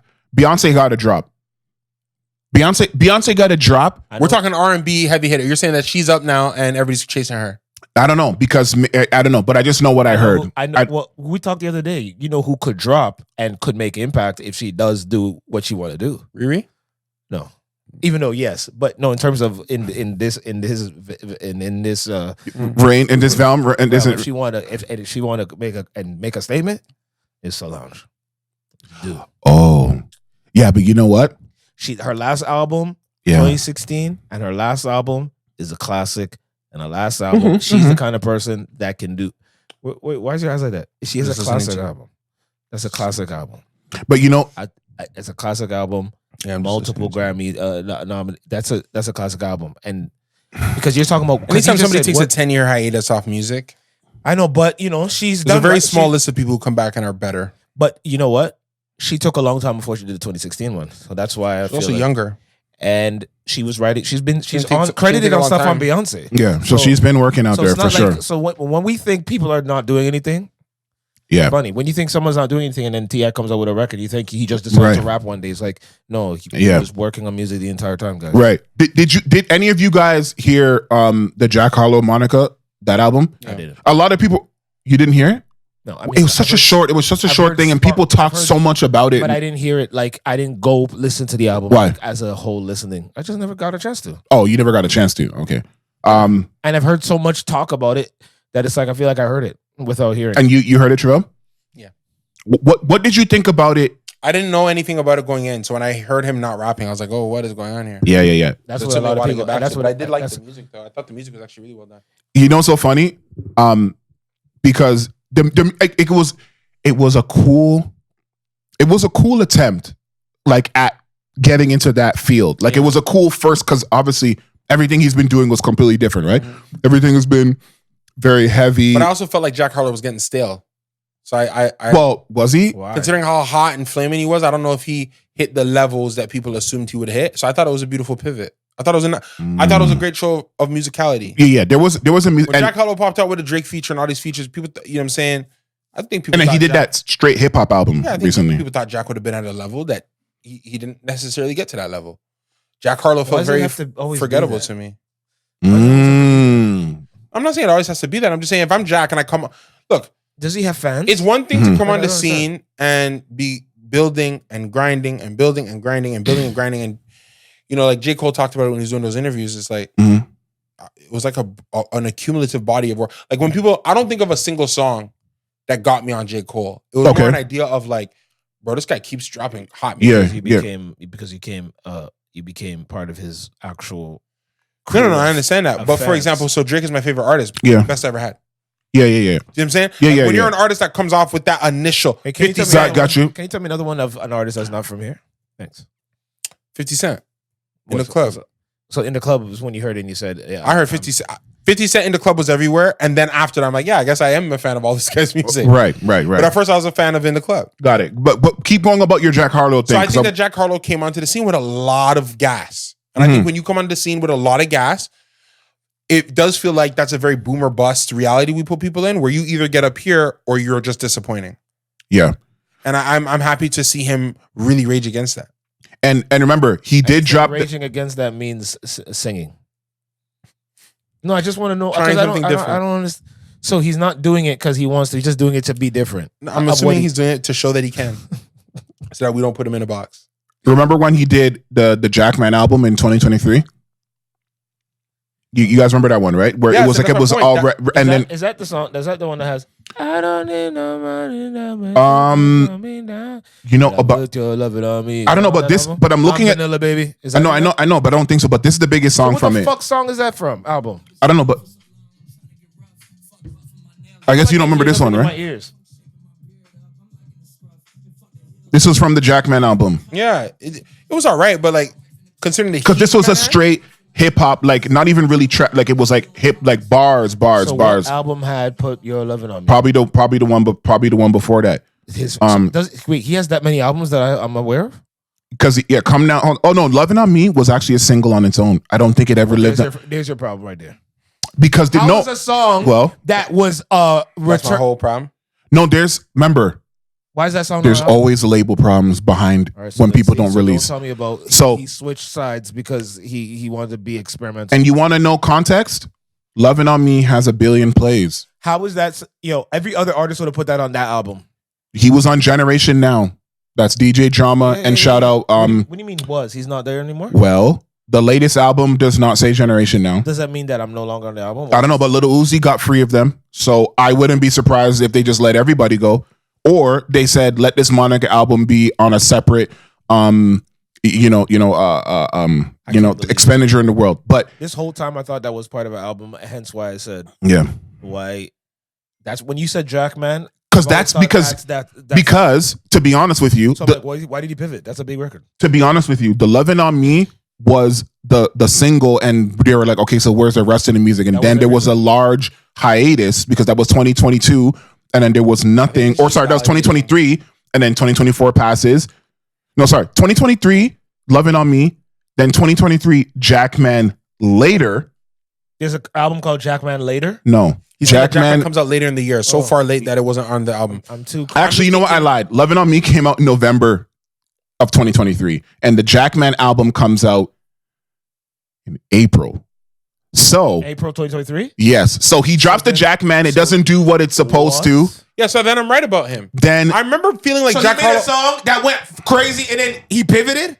No. Because you said he dropped his all hip hop. Can you follow me for a second? His projects are failing. That's what I'm trying to explain to you. Yo, this is what the data is showing. Man. His song is a project. But listen to me. I'm listening, man. He takes months out of his life and he puts together a project, an entire body of work, cumulative of multiple thoughts. Dropped it in April 2023. No one liked it. He dropped it, right? And it was so bad to him, not me. Okay. To him, not me. That he had to give them something else immediately. So he gave them a single, right? Okay, that went crazy. Yeah, I saw go. That's one of his biggest records. It's massive. So then, why did he pivot from that? Because when it was time to go back to doing a project, he was probably inspired in a different way. I thought that rapping stuff didn't really go good last time. But it did go good. His latest, not on the project. Not when he had to put himself in that state of mind. Do you understand over and over again? I do. He could do it for a single, but maybe not for a project. Okay, then why not put? Oh my! Because Churchill Downs is great. Is that on the album? That's on "Come Home, the Kids Miss You" from 2022. Yeah, and what other songs were there that you guys are like? Oh, wait, yes, it is. Yes, 2020. What the other songs from what album? Let's stay on from that album. "Come Home, the Kids Miss You" from 2022. Yeah, besides the three. Because you have that, you have F. He has the Dua Lipa. He has the Dua Lipa song, right? Yeah. And the first class song, like you just mentioned, the Churchill Downs. Yes. A song with Lil Wayne. Then there's the Nail Tech song. What Lil Wayne? What song is that? Wait, you knew that? Yeah, I did. What's the song? I don't know. I'm turning it up to play. Lil Wayne was on the album. Is what I'm saying. Oh, you just have a level of shock. You're like, wait, what? Those other songs are so big. I don't remember Lil Wayne being on that album at all. Oh no, I never heard it. There you go. He had Justin Timberlake on this album. He had Pharrell. What? Timberlake was on the album? He had Pharrell Williams on this album. Can we talk about Justin Timberlake's video? Are we just? Where are we going? Well, how much time do we have left? No. We're gonna because I want to get to 15 minutes left. So what do you want? Let me just help you. You have what? What did you say? I had us with 15 minutes left. We usually do an hour and a half. All right, never mind. Wait, I just want to say this. We don't have. I'm just trying to let him know because sometimes he doesn't know about the streets. I'm like how y'all niggas. No, sometimes he doesn't like the. Feel like I'm in a zombie. Is this pluribus? Sorry, go ahead. Sometimes he doesn't understand. He doesn't know about the what the streets are saying. So universally, people don't like the album. I just which album? Monica's album. Okay, so that I thought it was cool, but I'll tell you what my problem was because I thought it was telling you. And they had a bunch of memes and things of different like making fun of him. Fun of an album. They're killing it for it. Yes. Yo, I'm not online enough. Can you pull up? Can you pull shows are like other shows? Can you pull up all the? They're doing a lot of memes and stuff for the album. Yeah. Yeah. Oh, you want to know the names that they called this guy? Yeah, they were calling him different names, like with Jack Harlow. Okay, now I think you're just being funny. I know Wait, he's. So anyway, you got me. I'll tell you what my problem was, though. It's okay. I'll tell you what my only problem with the album and my biggest mistake was after the Jack Harlow album. I listened to the James Blake album. Oh. And then I said, Oh Lord. oh, That's not good. That's how this is where he's trying to go. This is the infancy, and then this is the grown-up version of it. So that was my only mistake because, oh my God, that James Blake album. Everything that James Blake does is fire. So but listen, man. I don't care if that's. Have you listened to Retrograde? Since Retrograde. The UK. All right. I've never forgot that guy since. So one record. Yeah, I played that album like it was like how I play Sade. That's how I play that album. Oh. Like it just repeat. I just Remember like when James Blake was supposed to be at OVO Fest one year, and then he hurt his throat and he couldn't go. Oh, was that? Oh, okay. It was I didn't go 2-night thing. I think it was around the COVID time. Yo, Oh, okay. But this trying times, this guy Jay. Oh my.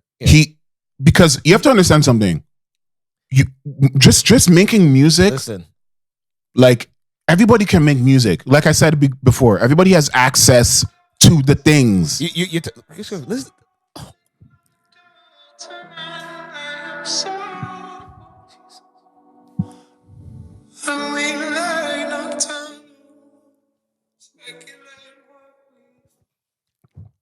Like That guy made me out. there's pain in there's pain in the man's voice.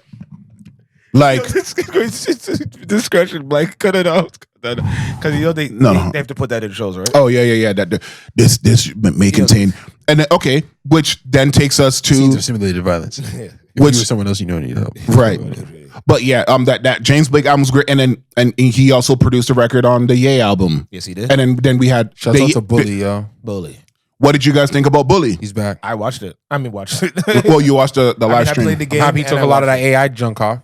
Yeah, he went and redid a lot of the AI stuff with, except I heard the vinyl and stuff still has the AI because it was done before. But whatever we're hearing on streaming is the versions that when you buy early, guys. It goes with the Kanye West. For me, has always been a boomer bust type of musician. Boomer Bust is so funny. It's either tremendous or like you're like this. He feels unfinished. Feels like concepts more than complete ideas. This doesn't sound unfinished. No, it doesn't. No. I mean, overall, there's a lot of high because I heard someone say there's not a lot of highs on this album. I don't agree. There is actually quite a bit of highs. Like maybe it's not every single bro.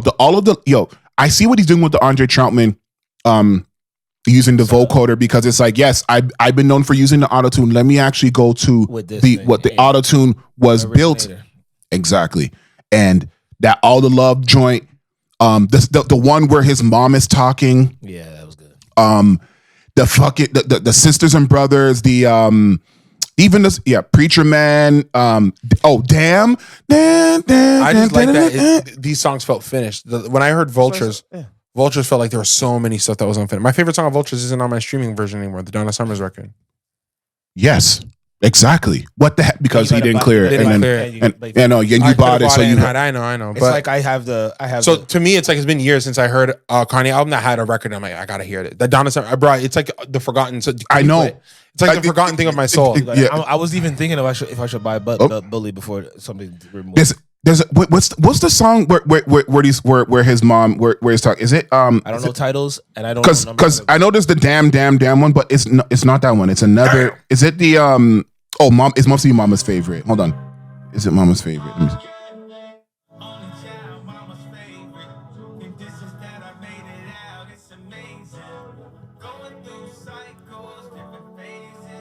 Like it's. Like this doesn't remind you of what you like how Kanye used to get down. I feel bad for people that don't like the album. I'll be honest. I don't. No, I mean because some people can't see past certain things. Like I think it's a good album. I decided I was always gonna like Kanye West after he produced "Go" for Common.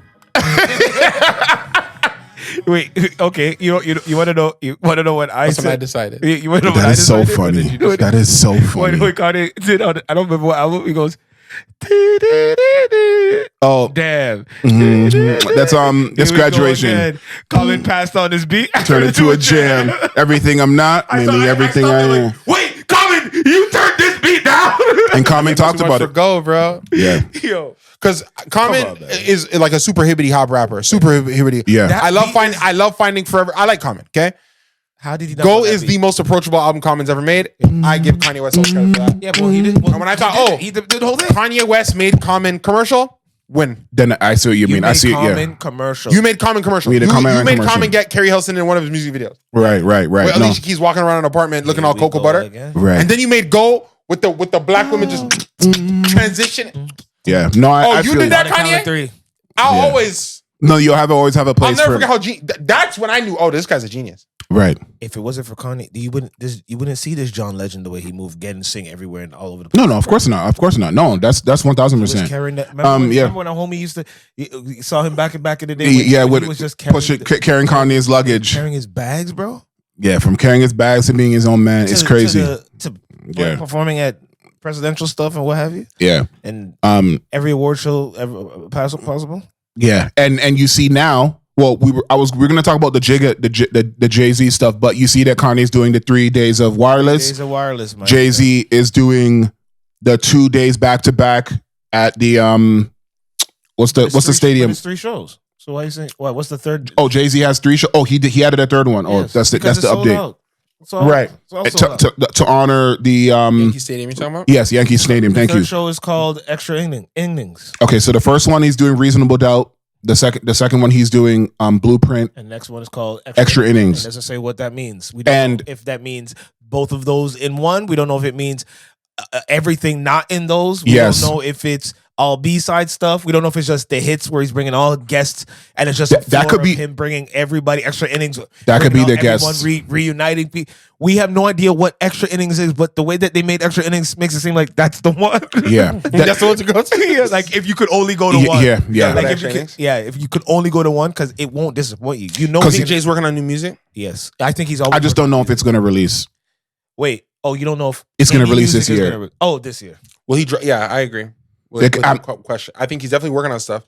I think he he's might not always be happy working with on it yet to put it out though. He might just be getting his. I say, when you're an athlete and you've been out the gym for a while, so you get in the gym, you move. I'll say this: spar a couple rounds. And stuff. If he doesn't put out an album this year, he's gonna put out a song at least. There will be a song. There will be a song from the Jay-Z with the 2 dots. And if Drake drops this year, does it change anything about what Drake is doing? Or is Drake definitely dropping this year? No, Drake is dropping this year. What do you mean? But Drake is dropping this year. But did you hear what? Remember what they said about Jay-Z before he gets it? You know what the Jay-Z said? He said, at least this is what the rumor stating was that when he was asked to go on the Clips album, said no, he wasn't ready or something. No. He said, I want my first things that I say to be just me first before I even do a feature. So that whole idea of everyone saying he's going to pop up on a feature, he basically said that's not what's going to happen when you hear me first. Then the first time you're going to hear me is going to be me. Then it has to be for me. Yeah. So that's the only reason he didn't do that one. So it's either his own music or you're not going to hear him at all. There's no. But the way he's talking, and you get ready to do. He's doing Yankee Stadium. He's putting himself in some type of mode. He's doing something, and maybe unless the exception is he's going to be on Beyonce, because when Beyonce drops this rock, that would be the exception. Yes, the rock / or if she's hip hopping or whatever she's doing on that. I could see Beyonce giving Jay a record on her album. Though, that could be the middle ground. That would be the middle ground. Because absolutely, he did it on Memphis Bleek's album when it's just his own record. He can do it. Yeah, no, I 100% agree. Actually, yes, he's done that a couple. Like Beanie Siegel or Freeway or somebody. Yeah, no, 1,000%. Is that something we heard Jay-Z God did? Yeah, and what a last. And God did was after. Yeah, God did is after what he did with Jay Electronica. Correct? We're 100% sure. I don't know. That's such an ambiguous thing. Maybe remember that album that Jay Electronica did? Yes, but Jay's liable to have been sitting on that for a long. That's why it's hard for me to say. The Carter's was before. Before. And then yeah. So he's done since 4 for 4, just for people that didn't. Yeah. I know. People he's not the snow off for Frozen Tim. Yeah. Turnpikes really took a toll on that. Exactly. Shut up, man. The other thing I want to say too, as a local thing, I want to come in here and say I apologize to Cardi B. Cardi B is doing things that. What did you say negative that you have to apologize for? Yeah. Hold on. Yeah, because you said negative. Well, first of all, so what is the correction? The Am I the Drama album is millions. It sold millions now. It's a 1.15 something like that, and that's why I want to get away from numbers. The first week numbers, because first week is a partial story. It is not the story of continuity. And because of how much people hold Nicki Minaj in high esteem, as do I, but sometimes you got to play the long game. And sometimes Cardinal B. So you got mad at her first week numbers? No, I just don't think that I put enough respect on her ability to do what she's doing in Canada right now. Selling out shows in Toronto, in Vancouver, and in Hamilton. A new arena, a new venue. I remember we had this conversation. So please remind me as to what everybody said. Any of us thinking she couldn't sell it all out. But you know what? I remember all of us applauding her for hitting the GTA. But it changed. It changed after a while. But it changed. My. But it's not a new arena. They just re-anointed cops. It's a thing that's been there. Understand? Don't make it seem that she went somewhere that nobody knows where to go. They redid it. No, I understand. It's still an existing. No, and that's understandable. But the Canadian market, I've seen so many artists who have created a blueprint. I think more people are going to go to Hamilton now because she tore the whole thing up. Potentially. No, but people are going to go to Hamilton because of what she did. It doesn't mean she's going to have success, but they're going to try because they're going to be like, wait a second. Doubled up one night after the other. By the way, remember, that was the show of her entire tour that wasn't selling out. She announced that. And it was shown. People could look it up. That was... But it did end up getting... No, it ended up being selling out. And the funny thing is, that show ended up being to her and to somebody that I know personally that went to both. Said it was lit. That show was way better than the Toronto show. And she said that... It's a smaller venue too, though, right? It's like a more tighter, probably louder, probably...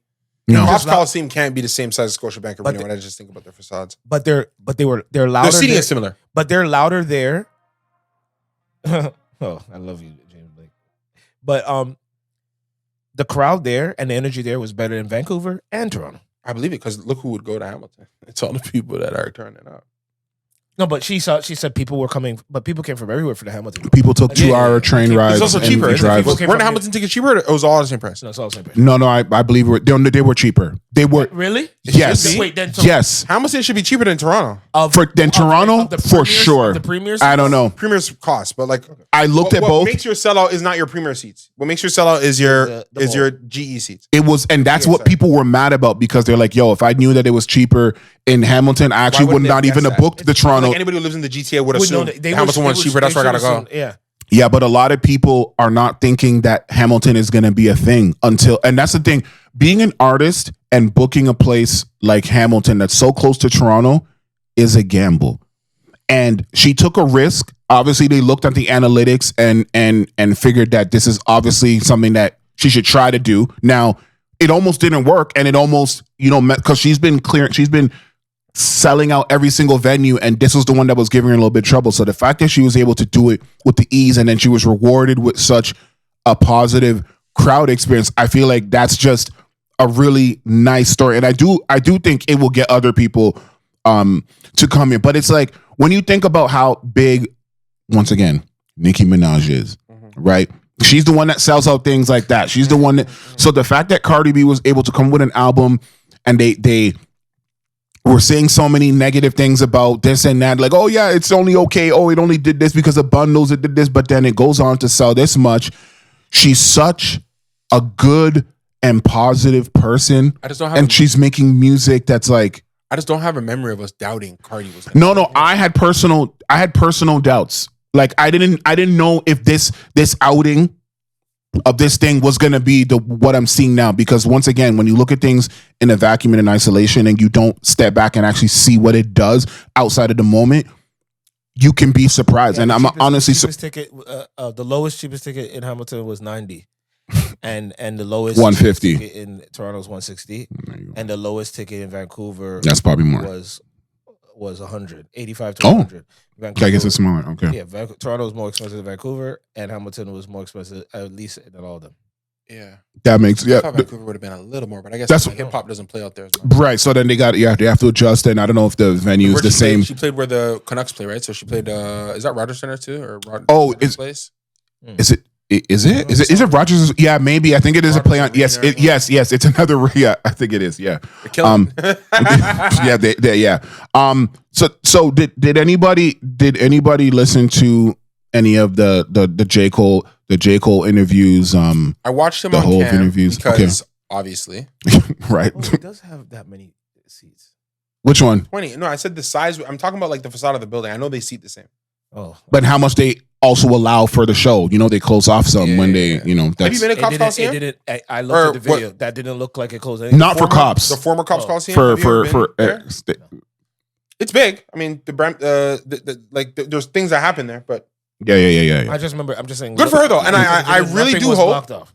in honor of the GTA, and obviously I love where I'm from. I love this area. Mhm. In honor of the GTA and where we're from, I'm so happy and proud that she's done this, and I hope it opens the floodgates. It will. It will. When I go to LA, nobody says nothing about one concert venue being here and another one being an hour and a half away and another one being all the way. No, it's more convenience for Everybody people just says that's because a what it lot of is. them come down from there anyway. So it's like, why She's if the only you can female just rapper to do this. the own, and So that's she what has I'm saying. So she has a new. She has something over. A new thing. A new track. You know that no one's ever done. Yeah. Yeah. And No, I'm the so amount- happy that I really hope this unlocks the floodgates for people to really, when you come to the GTA, you hit the GTA. Yeah. Hit.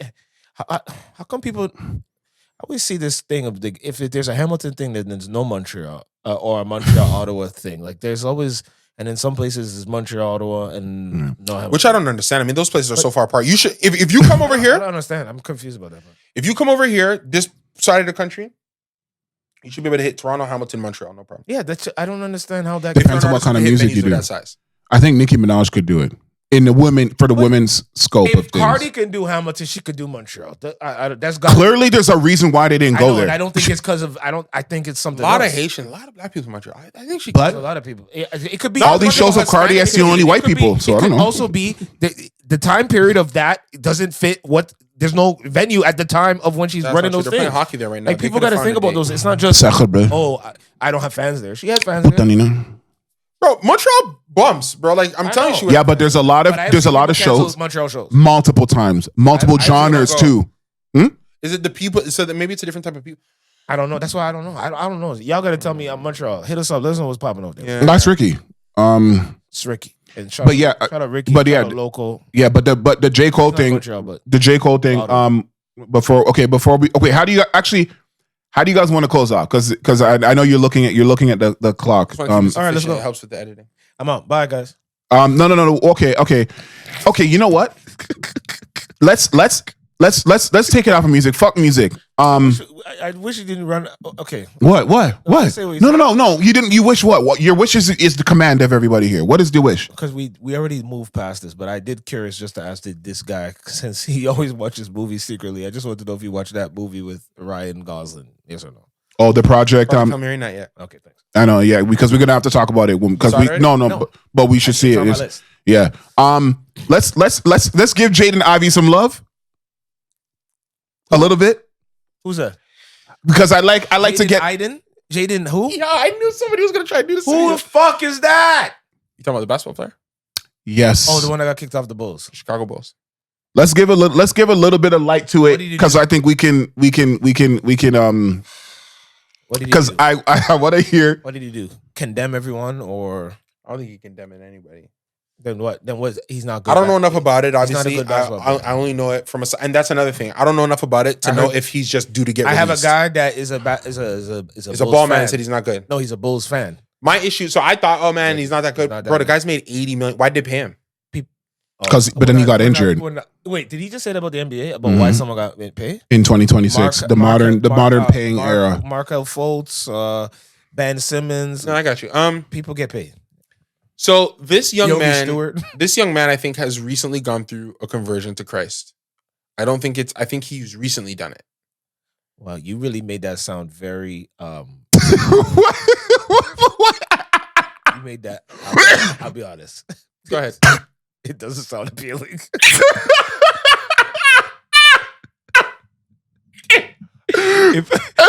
if I was trying to sell Jesus. I would want to do it based on how you just said that. Okay, so all jokes aside, I think again, we've all grown up in church, right? Sure.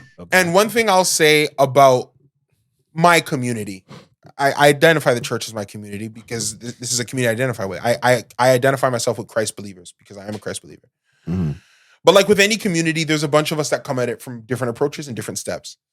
I think that this guy got into an environment where he had incredible zeal for God and made a commentary as to what was allowed to be promoted and proclaimed continuously.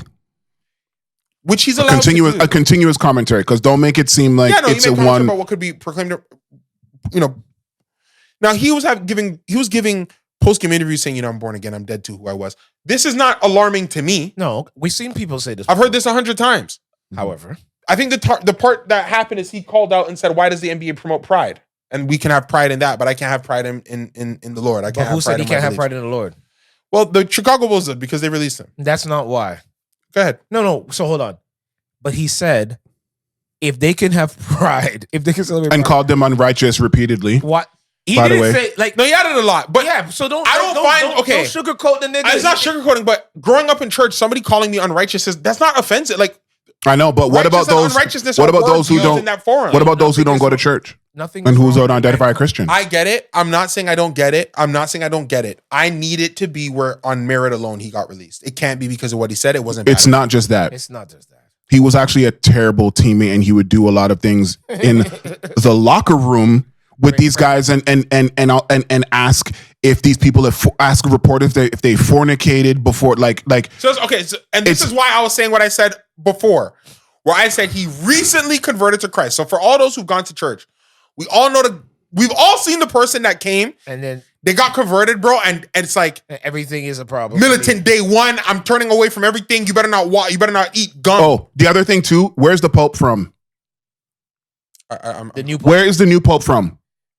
I forget. Travell, you know where he's from. You know the new Pope is from Chicago. Why are we doing this? I didn't know that. Yeah, no, He called Catholicism a false religion, by the way, as part of the litany of his rants. He called the Pope again. Oh my God! You about to cape for this nigga? Again? Is Catholicism a false religion? Here's what I'm going to do. Okay? Is Catholicism a false religion? Here's what I'm going to do. Can I just do something? He wants to do something. Under the protection of free speech is freedom of consequence. In America, we hear a wild set of things. Now, there is not freedom of consequence. The Chicago Bulls are allowed to release him. If they say we don't want to get him out, he's done.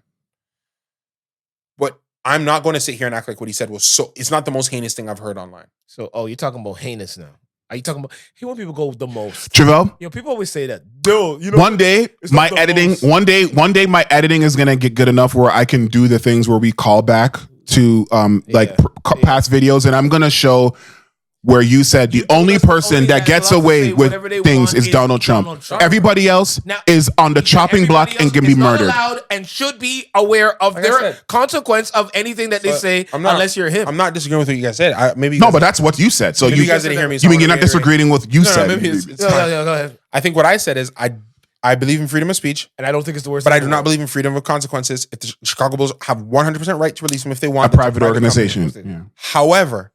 What he said is not the most heinous thing I've heard. No. But what does it have to What do you mean what he said? You mean the things he said? Because don't make it escalated. Thank you. The things in the string of consciousness he spewed is not the worst set of stuff I've heard online. Okay. If John Morant was allowed to brandish a firearm two times on Instagram Live, this guy's allowed to call. Oh, you know why you're saying that? Because John Morant said, I'm going to murder everybody that comes to the games. That's why he's saying that. Because John Morant put everybody's life in danger with his thought process and how he views humanity and society. It makes sense. That makes sense. Here's what I'm gonna say. Yo, his where's mom, his agent, yo? His agent should have grabbed a hold of him and said, his agent, stop talking. His agent, his wife, who's apparently not talking to him. When I saw that girl, I could tell that she wasn't down. Really? I don't know. She looked pretty down to him. I don't know. I'm being a jerk. I just let's do the upshot. Does he ever get a team again? No. Wait. Oh no, I think he does. Wait, is he good? No. Then he's not gonna get a team. But there's gonna be. But we are in DT's America. Not in overseas. We're talking about that. You're trying to trap me. Yeah, entrapment. And I am not going for it. I'm not. There's gonna be a team. Donald Trump is they've gotten wind of this already. See, he keeps doing it. They've gotten wind of this already, and every right wing page has an NBA. All he's asking, let me ask the question: will a NBA team Orlando Magic scoop? He's going to Utah. Orlando Magic, you said? Yeah, the Orlando Magic or the Mormons in Utah. Or the Mormons. So, in Utah, yes. So therefore, if he gets picked up, then he's a decent player to still get a job. So that's what it is. Still, teams accept your drama, just like. Oh, you're talking about the Bulls? If Dennis Rodman on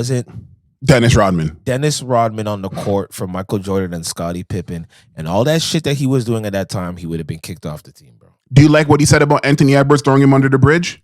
Saying that he was allowed to say a slur against a specific person, calling them whatever, and he gets to only pay a fine and he's fine. And how do you feel about that? I want to know what you want from me. I'm going to tell you this.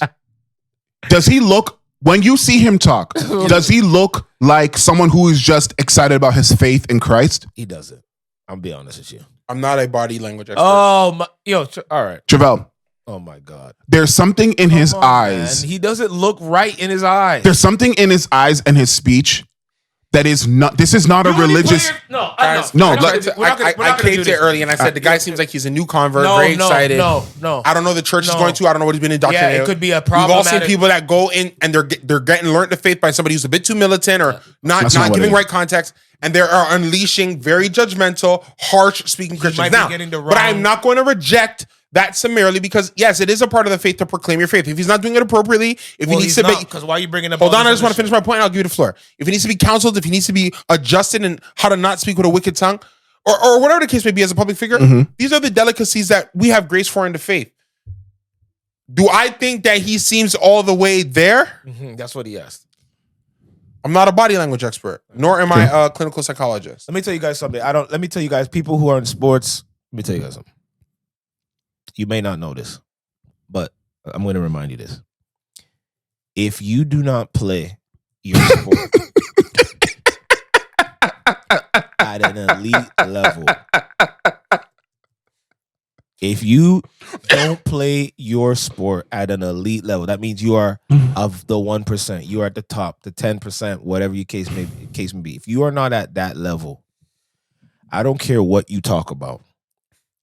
Just be prepared that if the team doesn't like what you're saying, you're out. That's just what it is. I've seen it happen in football. There's players that do things that they're wrong curfew. They don't come curfew. They break a team rule. If you're not Tom Brady, if you're not any of these guys, them niggas can cut you. And I don't want to hear you say it's not fair. Life is not fair. You gotta be at the top. Did they cut him for being? No, I don't know. I'm just the whole bad teammate stuff. That's a whole new. They're saying that it's just a litany of stuff. Like he was detrimental to the team. They're talking about team conduct. They're talking about workplace, whatever. We also know how the NBA is, bro. If the NBA wants to get rid of you, all that stuff, but it's not NBA. And it's not the NBA. It's not the NBA. It's the Chicago Bulls. We know how all the leagues, all the teams in the league of the NBA work. If they want to get you out of here, the evidence is there. Stop it. Yo, if he was a good player, bro, they sent Chris Paul home. If he was a good... They sent Chris Paul home. Yeah, they did. Did you see Chris Paul talk about what he did? Chris Paul was trying to organize. If Chris Paul was still Chris Paul, he wouldn't have been... He would still be in the league. You see why they can't do that to LeBron? He's dunking 10 times still in the game. You have to still provide. And these guys don't provide, and then they talk like it's okay to just say whatever I want. Yo, why are you guys celebrating LGBT? What does LGBTQ... Are we going to say you're only allowed to talk if you're a star player? That's not what I said. What I'm saying is, you have your freedom of speech. You can say whatever you want, but you run the risk of getting cut. But yeah, don't start saying, well, what about him? How come he gets to do this? How come he gets to do that? Because that's not how it works, guys. That's why there's first name on the call sheet in acting. That's why there's CEO. That's why there's these things happen. This is not new to this guy. You can't just come out and just start talking about why are they celebrating Pride and LGBT and all this blah blah blah. Why can't I calling out Steph Curry, LeBron? They're not real Christian. You don't know Jesus. Why don't you just proclaim your love for Jesus and for God just like that? But my point, I think that is the wrong battery being put in his. I don't think that his heart is malicious. I didn't say his heart is malicious. I think there's something wrong. He also tried to commit suicide by whoever's discipling and mentoring him at the moment. I don't think his approach is to, because I want everybody to understand. You don't have to talk about other things. The gospel is the gospel. The love of Christ is the love of Christ. And that there are ways to lovingly approach every topic. Exactly. There are ways to love. Now, again, the standard is the standard. If you get offended by the standard, that's different. I can't control that. Exactly. But I can say the standard in a way that doesn't summarily offend you. And it is part of scriptural teachings for us to find ways to do that. And when you do that. So I'm not a big fan of you're going to burn in hell, deal with that. And you have to be prepared for might lose my job. That's what I'm saying. Or at least be temporary put on ice. Or whatever you want to call it. Unless you are when you're volunteering again, if somebody comes to you and says, "Hey, tell me what God says," that's different. Then okay, you signed up. Let's go. People are volunteering. But if I'm volunteering my opinion and my speech that way, and I know I'm giving it to a general audience, I do think you have some responsibility as a speaker to present that with a loving tone. Yeah, you have to. And if you don't want to have a loving tone, you got to be the level of Anthony Edwards or whoever these people are that are at an elite level where people can apologize for and have a suspension here or there or have a whatever the case may be. That's just what it is, man. We didn't make those rules. It's always been like that. And last time you said the only person who's allowed to say what they want with no consequence is that guy, and therefore there it is.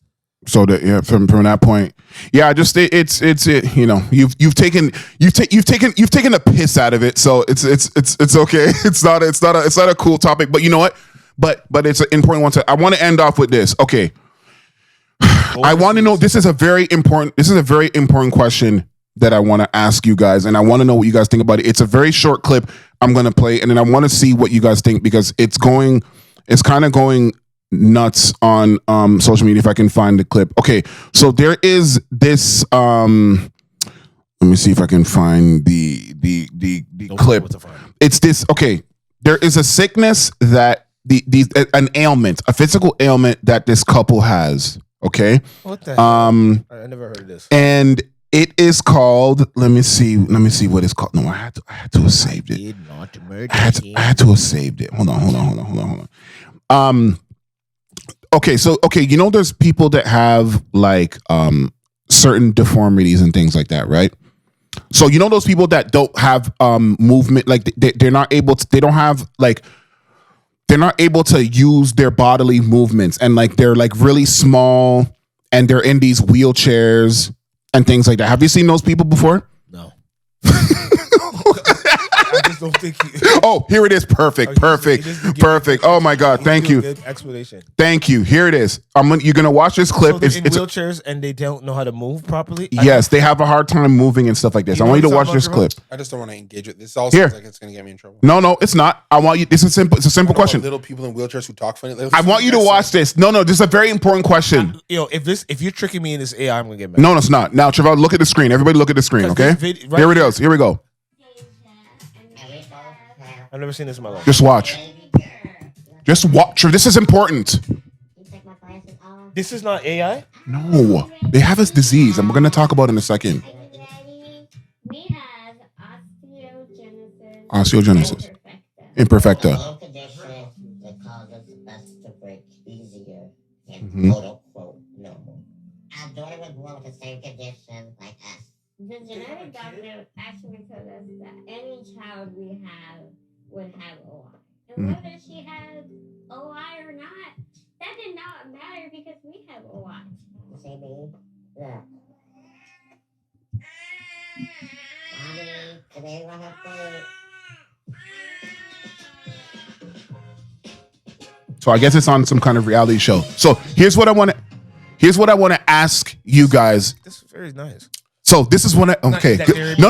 That's no. And I'm glad you said that. Clip. I can't see. No. And I'm glad you said that because I want to read to you what some of the comments are saying, and I want to know if you agree with this or not. Every comment of people.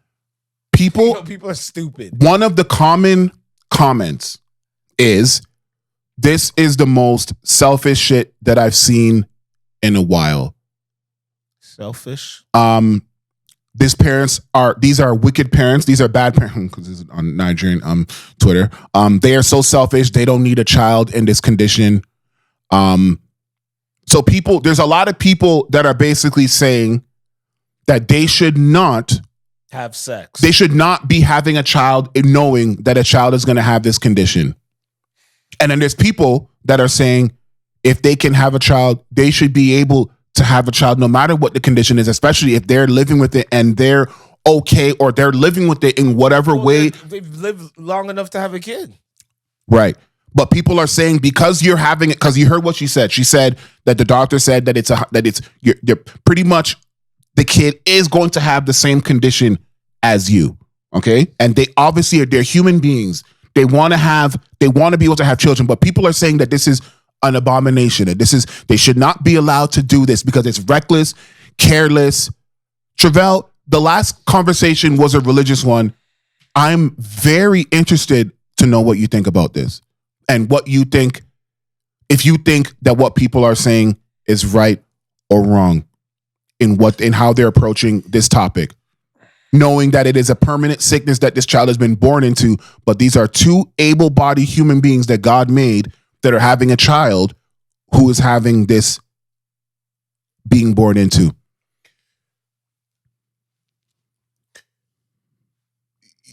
When you ask me to give an opinion, I'm not sure how to approach that properly. In the best way that you can, with the information you have. I'll just center it around myself. I think that's the safest way to approach this conversation. I respect anybody's right to have a child who is physically able to do so. If I'm not going to vilify teen pregnancy, I don't think I can vilify this. Me personally, I believe in having a child with every bit of information at you as the parent's disposal being at a level that you want it to give the child an opportunity for success.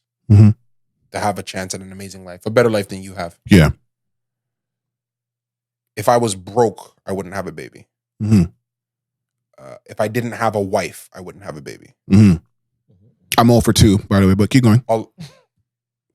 Keep going. Thank you guys so much for watching. No, keep going. We're cooking with grease. Well, so for that reason, if I had a predisposition to a condition that I thought may negatively impact my child, in the same way I think maybe not having a consistent mother or maybe not having the monetary support would negatively affect my child, if I was them, I would have abstained from having a baby. Okay. So, because I want to be a father. I want to be a father very badly. No, I understand. But there is a list of things that I feel must be in place. But you know what's so interesting? In order to do that. Your list has nothing, majority, because I think you did mention one thing, but your list majority has to do with conditions that can change through your determination and hard work and planning. No, I know. That's why I made it. There's one that he said if he had some kind of condition. I believe marriage is permanent, so to me, that's not a condition that could change. No. No, but that's a condition that you are not married now and you can be married, and then thus the way in which you can have a kid can now but I'm still speaking to the audience who's dumb as fuck. No offense. Like, comment, subscribe. We love you. No, we pussy ass. Look, as a parent, this is not universal because I have a lot of friends. They have kids because we are in love. Okay, fine. I have a list of requirements. I want to feel like all systems are go before I have a child. I know everybody says all systems won't be go, and I feel that if all systems are never go, I may never have a child. That's the truth for me. I feel you. So, but I'm not gonna be a father knowing there's something I really wish I could give my child. Yeah, I know, but those things that you're naming are personal things. It could even be for myself, a level of wisdom and ability to give certain types of advice.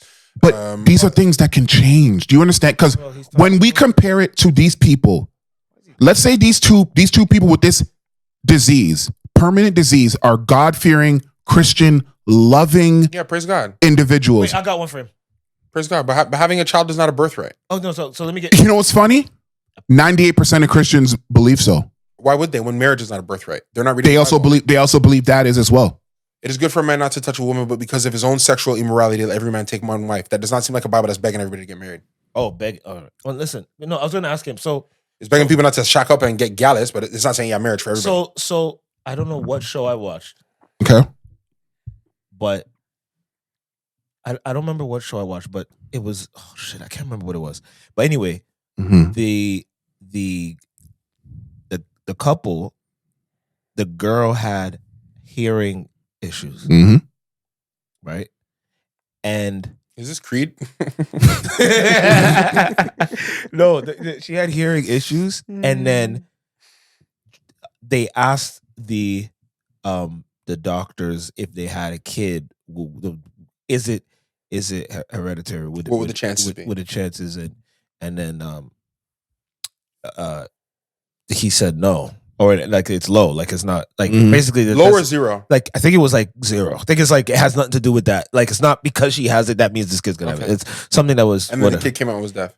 And the kid and the or, sorry, hearing impaired. I'm so sorry. Yes, hearing impaired, and he had to get the whatever. Hearing and the aid. father was angry at the wife and angry at the doctor. 'Cause I think she ended up finding out that it was, and then she never relayed that information to him. So he was, so he found out that like it wasn't true, and then found out in the moment of like with the kid, which like tore him apart. And he, anyway, my point being is, so sounds like a great show. And yeah, I wish I could remember what show it was, yo. Okay. Why do I feel like it was a Black Mirror episode of some show? I feel like a one-off show. Maybe it was something else, or another one on Paramount. But Anthology. So if you were deaf,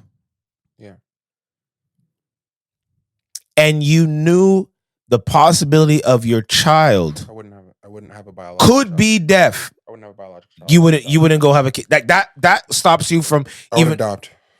Wow. So not even that's interesting. It's very 50-50. interesting. Like you have no idea. It's like there's a good chance. The only societal societal burden I'm giving my child is blackness. Other than that, all systems go. It's interesting. We're gonna have to. No, because obviously, if I'm saying I want to give my child the best, I mean, we're black. It's not going to be necessarily fantastic depending on what the years are like, it's just or interesting where we're that born. If you love your wife and you're married, I love my wife so much, yeah, and she wants to have a kid. I want to have a child as well, but I want to have a healthy, strong, able-bodied child. But again, and if we have any information, they're not God. I know, but if we have any information at our disposal before trying to create this child, that there is a chance we will not. That the child could be deaf. 2 healthy people come together and make sick babies all the time. Exactly. I'm not gonna be sick and then be like, I think we have a chance. I'm not gonna do that. And I'm not calling it sick. I'm not trying to be mean. But you know why that's you know what I'm saying? But you know what that's interesting? It's just interesting you saying that because of what you just said. 2 healthy people could go and that exact same thing. Yeah, because I love my child. So if me and my wife came together and all the information at our disposal said we should be okay, and then we're not okay, hey, that's how life goes. Sometimes we pray God, and we move forward from there. But I'm not gonna be like, because if I'm hearing impaired, or if I have something, let's say I have some sort of disease or something like that, like it's in and out. And sure, I've lived my whole life with it. It's under control. It's manageable. Yeah, it's manageable. I'd be hard pressed thinking, I want to give this to my child though, because I've managed it and I've been able to go through it. I'd love to. I just wonder how long that would last in a situation where you're like, moments come up where you're like, after a while being with this person or whatever, and you're just like, shit, should we, like, you know what I mean? Like, because I understand what you're saying. Like, you could say that at the beginning. Like, I can feel like that's the plan. The plan is, no, we're not going to have kid. We don't want it to have this issue, blah, blah, blah, blah, blah. And then being with someone over and over, and the love and the this and the that, and moments and situations come up, and then you're just like, no. I also want a biological child though, so I'm not throwing it shade on you. No. I'm just saying I can see where that your plan could be that, and it slips up because of the love that you have for your wife, and you're like, shit. But I love my my wife, and you pick your wife over anybody else, and your wife is who you're with after your. And say she's pregnant, you're gonna tell her don't have the kid. If she somehow finds out she's pregnant, you're gonna tell her not to have the kid. You don't want me to answer that question on the public forum, ladies and gentlemen. There's more to this conversation, but we have run out of time. It's not over because it's a very interesting one. We'll pick it up part 2 next week. But ladies and gentlemen, make sure on our Patreon one day soon. You like, comment, subscribe, share, and love yourselves more than others. You can tell them. Oh, you.